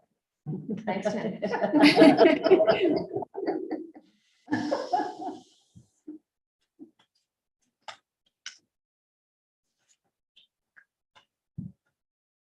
We do have the Bartolini's waiting in the queue for their 96 Mount Vickery. Oh, okay. So are we finished with the tree discussion? Yeah. Perhaps check, you want to check with her and see what her availability is? Yeah, sure. And she can, yeah, she said she could either be in person or on Zoom, depending on the date. Oh, If she comes up to something. thank you. Okay, the next item on the agenda, 96 Mount Vickery subdivision extension request.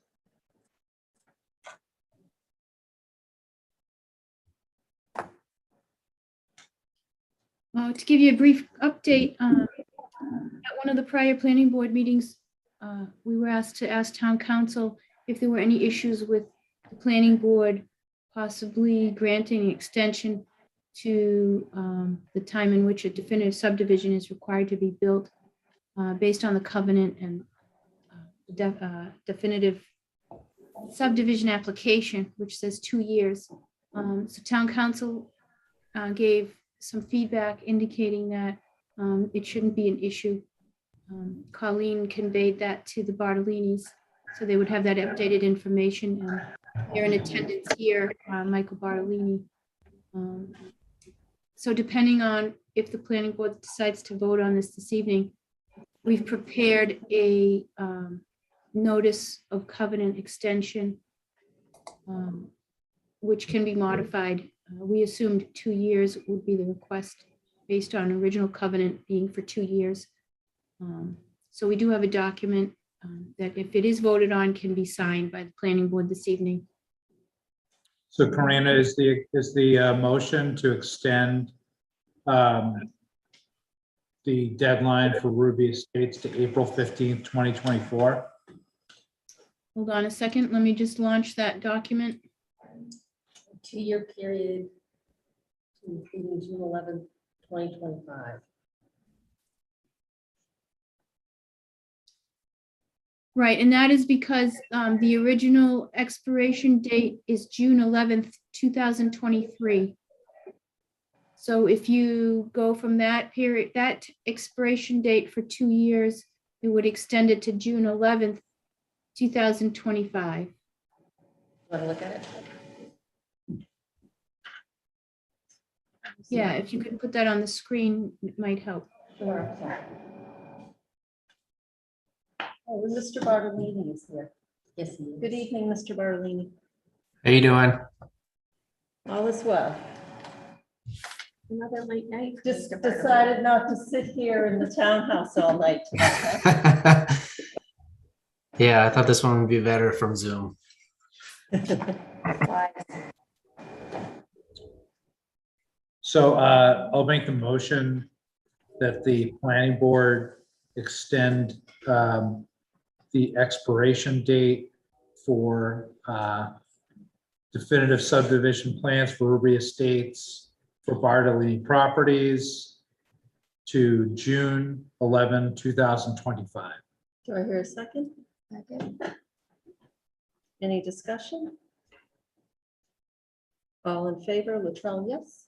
Stein, yes? Leanne, yes. Demiria abstain. Okay. Thank you. So Thank you. we'll sign this now. Thank you. Give us a call tomorrow. Will do. Good night, Michael. Good night. Yep, and when you sign, that has to be notarized. Oh. Colleen. Oh, Colleen is a notary. how convenient. Perfect. So you can witness this. And it will need to be filed with the town clerk. And Michael, you'll have to record that document once we get it to you. Sounds good. All right, and then you'll provide us proof of recording if you can do that as soon as you get it. Will do. Thank you. Thank you. Bye. All right.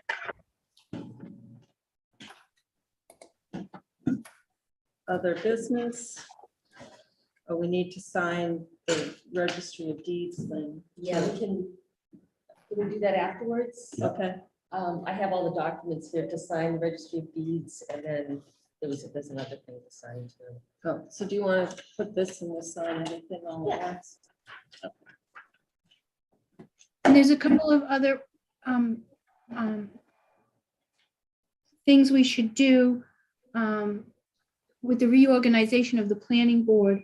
So in addition to this registry of deeds form, so every year after elections, the planning board has to sign this form that we file with the town clerk that then gets sent to the registry of deeds, indicating who the planning board members are and their terms and when they expire. It's a standard yearly form. So that's what you'll be signing. Colleen has a copy of that. A couple things. There's another form that we signed for the first time, I think last year. It's for 1 or 2 years. I sign the payroll for the planning department, but if I'm not available for some reason, there's a secondary person who can sign the payroll. And previously it was the chair, Don Morris. So Colleen has a form, if the planning board agrees, that the chair will continue to be the second online signatory for the payroll for planning staff. We need to take a vote on that? Yes. Okay, should we do that now? Make the motion that we approve the chair be the second sign for payroll for the planning department. Second. Who was the second? Was that Marty? Marty? Okay, got it. All in favor, Latrell, yes? Stein, yes? Houlihan, yes. Demiria, yes. Okay. Okay, then there also needs to be consensus that as in previous years, when the planning department prepares contracts for consulting services, such as the open space monitoring services that we have a program for every year, that the chair is authorized by the planning board members to sign those contracts in working with the town planner to expedite those contracts. So moved. Second. Any discussion? All in favor, Latrell, yes? Stein, yes? Houlihan, yes. Demiria, yes. Another administrative task is performance evaluations are due on May 31st. Colleen and I are preparing those documents in order to submit to the personnel board. And typically in the past, the chair has worked with me on mine, and then we reported back to the planning board members. I prepare with Colleen her performance evaluation, and then I anticipate that Mimi, as the new chair, would work on the performance evaluation with me for my performance evaluation. And then we would provide the document to the planning board members if they have any comments on it. So it would be to continue that process, that the chair work with the town planner in completing performance reviews on an annual basis. And then, and those are shared with the rest of the board for if they have, so they can offer any comment? Yes, so usually, and we're running out of time this year because a lot of things happen, but what I'll do is I'm hoping to finish the document that's required, and then I'll send it to you, Mimi, for your review. And then once you and I do our final comments, then we send it to the planning board to see if they have any additional comments. But this year, it all has to be done before next Tuesday. So, Do we need a vote on that? No, usually it was just a general consensus that the planning board understands that the chair would work with the town planner to make that happen. Yep, that's great. Thank you. I don't think we voted in the past. It's just an understanding that Mimi will work with me on it. And like I said, I prepare most of the document, and I'll get you a draft, and then depending on what you read in there, your changes and when you want me to get it to the other planning board members. So, I would just share it with all the planning board members, and then like all the comments can come back to me or. and then- okay, That sounds Yeah. good. that sounds good. In the past, there haven't been a lot of comments, it's, but that will work. I feel like we should put Andrew, put some heavy duties and. Let to do it. Totally. Yes. I can't help but throw that out there. If there is another member who wants to take the lead on that, we can work through that member too. It doesn't have to be the chair. It just had been the chair in the past. That's okay. So, Okay, Maybe we trust. well, I'll send it to everyone. okay. Just note that at the next planning board meeting on June 6th, there'll be some upcoming appointments that the planning board has to make. And then also make recommendations to the select board for certain planning board representatives to other committees.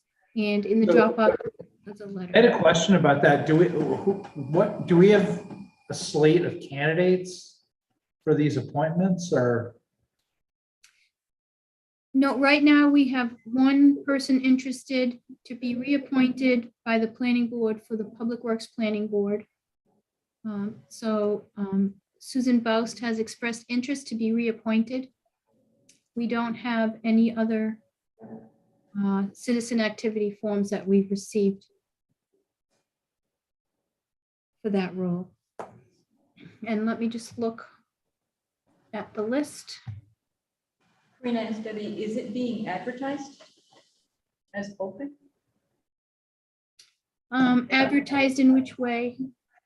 Well, I mean, sometimes when there's someone already in the role and expires, I think, June 30th, 2022, it doesn't list on the town website as being a vacant position. Right. It's not vacant. So somebody who might want to volunteer may not know that there's a reappointment coming up and that they could apply because it doesn't list as vacancy.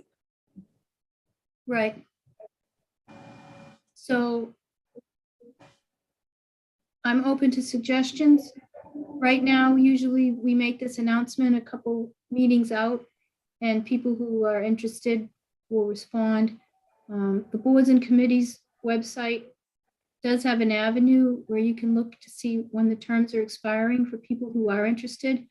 Typically, it's the same place that has the citizen activity form that you would go if you are interested and submit. A lot of times they come into the select board and then they get forwarded to planning if there's someone interested in a planning appointment, such as the master plan committee, Public Works Planning Board, the deed research subcommittee. Those are the three that I know right now are directly up for. So do those appointments need to be made the next meeting, or can they be made the 20th? They can be made on June 6th and they can be made on June 20th. We've even done them after the 30th in some cases, but for Isn't example, the term, sorry to interrupt, but the term expires on June 30th, correct? Yeah. it does. But in the past, if there hasn't been somebody interested or someone available, then you wait for somebody who volunteers, and then they get appointed. So right now, we have the deed research subcommittee, which needs to be reestablished because we're working on the deed research database, and there's some opportunity there. And currently it's Mimi, Jesse, and Freddie. The master plan committee members, I believe Mimi's trying to sundown that. So hopefully if they're done by June 30th, no members have to be reappointed there. Public Works Planning Board, the two appointments for Planning Board is Sam Stivers and Susan Baust. Sam doesn't expire till 2023. Sue Baust expires this fiscal year. Then we're going to need Planning Board recommendations to the Select Board, the ARPA Committee, Community Preservation Committee has a Planning Board rep. The Metro West Regional Collaborative has a Planning Board rep, currently Mimi. Southborough Housing Opportunity Partnership, SHOPC, has a Planning Board rep, currently Jesse, but your term is good until the 24th, into 2024. And there's a SHOPC Capital Planning 21 Highland Street Affordable Housing Subcommittee, which expires, but that may be sundowning as well. And ARPA sundown. Sorry, what's the expiration date? I should know this, I apologize. For the 21 Highland? June 30th, 2022. So if you look on the Dropbox, there's a document with the agenda next to it, and it lists all these appointments, and the ones in red are the ones we have to note for the upcoming couple of next meetings.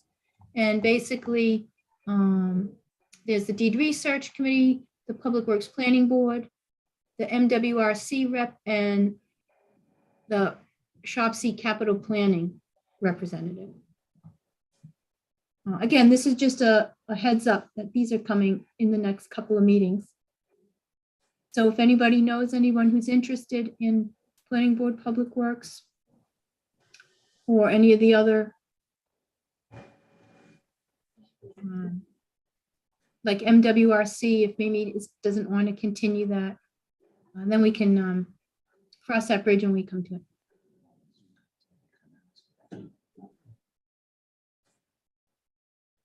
Okay, and the next thing is, oh, I lost my screen. Hold on, here we are. Okay, then, as you know,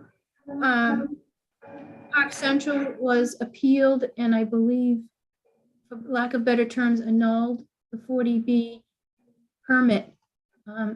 So I know that some of the departments aren't clear on the status. So I was wondering if the planning board wanted us to put in a request to town council for a kind of a more official letter of status on Park Central.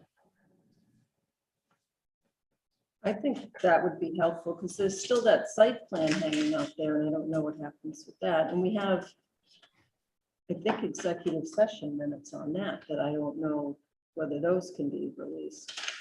Yeah, we'll be working on those coming up next. I've been working on those over the past couple of years to get them typed up and in order. So I'm hoping to. If we don't have a definitive status on that Park Central site plan, then we don't know whether we can release those or not. Correct. That's correct. So we can ask town council through the town administrator. We can get a. Just so we're on the same page. That site plan, I don't think it's still a pending item. We voted to reject.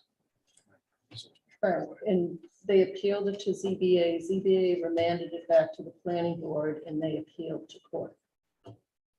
So you're asking for a status on the remanding of it to the planning board.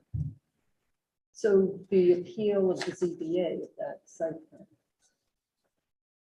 The whole thing was done. And there was no appeal filed by the proponent For the 48B. So that was a separate court case. Yeah, it was a different case for the site plan and then. Which is pending on the results of the Park Central decision. So I it don't know may what be- happened to that one. It may be gone, but I would feel better If it's knowing legally definitively tracked, I what see. the status of that is. Got it. So this is the exact reason that it would be helpful to have the status of any of the lawsuits that pertain to planning board or would impact the planning board so that we can start reducing this confusion and know what's coming or what the options are. So we'll work on that. Debbie, we're working on getting you a nameplate, just so you know. Heads up, One. the EDC is still looking for feedback on the one-step grant application. I forward you an email. If you have any comments, go ahead and send that to Marika or to Claire Reynolds. The subsidized housing update came in, and we'll be reviewing that. Shopsy's looking at that as well. The only change is, there's a couple changes. I believe one of the confidential locations for Department of Mental Health gained 3 units at one of the facilities. However, Park Central, depending on the status report back from Town Council, will likely come off that subsidized housing list, even though there were 0 units counted while it was pending. It may totally come off the list if the 40B was annulled. DCHD still using 2020 census data? for our Yes. number 10? No, they're Or- using 2010. Right now, yes. Right, and there'll be, soon as, and there's a footnote in the letter, in the planner's report on the Dropbox, you'll see, there's a footnote in the DHCD letter that says that once they get the final federal information they need, they'll revamp the spreadsheet with the new census. So they're aware. Trying to think if I'm forgetting anything. So our percentage is probably a little bit lower than what that list. It's 8.65. They added 3 units. We added 3 units. But How many But our- more into town, and I guess is the 2010. question. But the number of units It is, says 3,433. We definitely, that's since 2010. yeah, So your denominator is larger. Yes. So. Yeah, it's gonna go to about 3,700, I think, if I'm not mistaken. Somewhere in that ballpark. So we'll get that information when it comes in and we'll continue that process. All right, and then we do have the meeting minutes from May 4th, and then we have some executive session meeting minutes that were previously approved but need to be voted for release. And those were sent to town council to make sure they were appropriate. And Colleen, correct me if I'm wrong, I think they're good to go from town council's perspective. yeah. So we have May 4th, but not May 9th. Okay. Make a motion, the planning board approved the minutes from our meeting on May 4th, 2022. Second? Is there a second? Second. It's gonna take me 20 years to get this. Any discussion? I do. Line 44, spelling of Houlihan is spelled with an I. I'd like it to be replaced with an A. It's the only comment that I had. Gotcha. As amended, motion to approve. And is there a second? Oh, second. I fell asleep. All in favor, Latrell, yes? Stein, yes? Houlihan, yes. I'm going to abstain since I didn't attend the meetings. Okay, and then executive session, You can do them all in a group. you want to do them all? Question on the executive session, whether any of us didn't attend those since they go back to 2019, if we can vote. They've already been approved. Oh, they're Content, we just have to. Vote to release them release? for release. Okay, I'll make the motion that the planning board approve the release of the previously approved executive session minutes from meetings held on December 2nd, 2019, March 9th, 2020, and March 4th, 2021. Second. Any discussion? All in favor, Latrell, yes? Stein, yes? Houlihan, yes. Demiria, yes.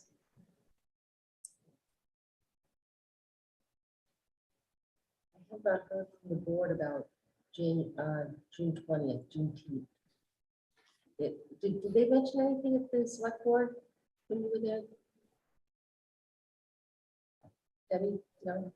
A select board about They Juneteenth. they said they were gonna try to figure it out before Juneteenth. Oh, okay. I didn't remember that. So there's still no answer, but that's our next, Well, the next meeting's June 6th. I'm sorry, but June 20th is It's the. the fall one Juneteenth. after that. Gotcha. It might make sense to just schedule our next meeting after the 6th on the 27th. wouldn't it? Great, yeah, let's do that. I was hoping to say Better that. one day. So, okay, Deb? So the 27th, Karina? Do you like Deb or Debbie? Yeah, we were hoping to get answers sooner, but it took. Shoot. We should have There's known. only one person that calls me different. Oh.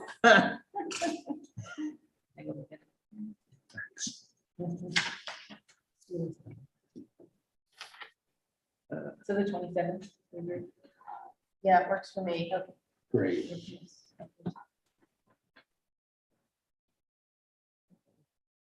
We'll have to change Kevin's vacation. And that's all I have for the planner's report and minutes. Motion to adjourn? Second, Any discussion?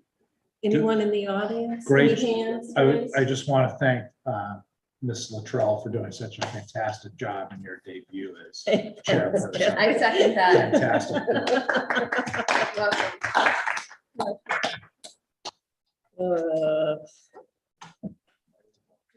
All in favor? Latrell, yes. Stein, yes? Houlihan, yes. Samaria, yes. Yes. Thank you. That was a great transition, Mimi and board members. That was, Thanks, Karina. Yeah, thanks a lot, Karina. Feel better. Hope you're doing okay. thank you. I'm gonna test again tomorrow. We'll see you in person soon. Okay. Thank you. Good night. I'll call you in the morning, Karina.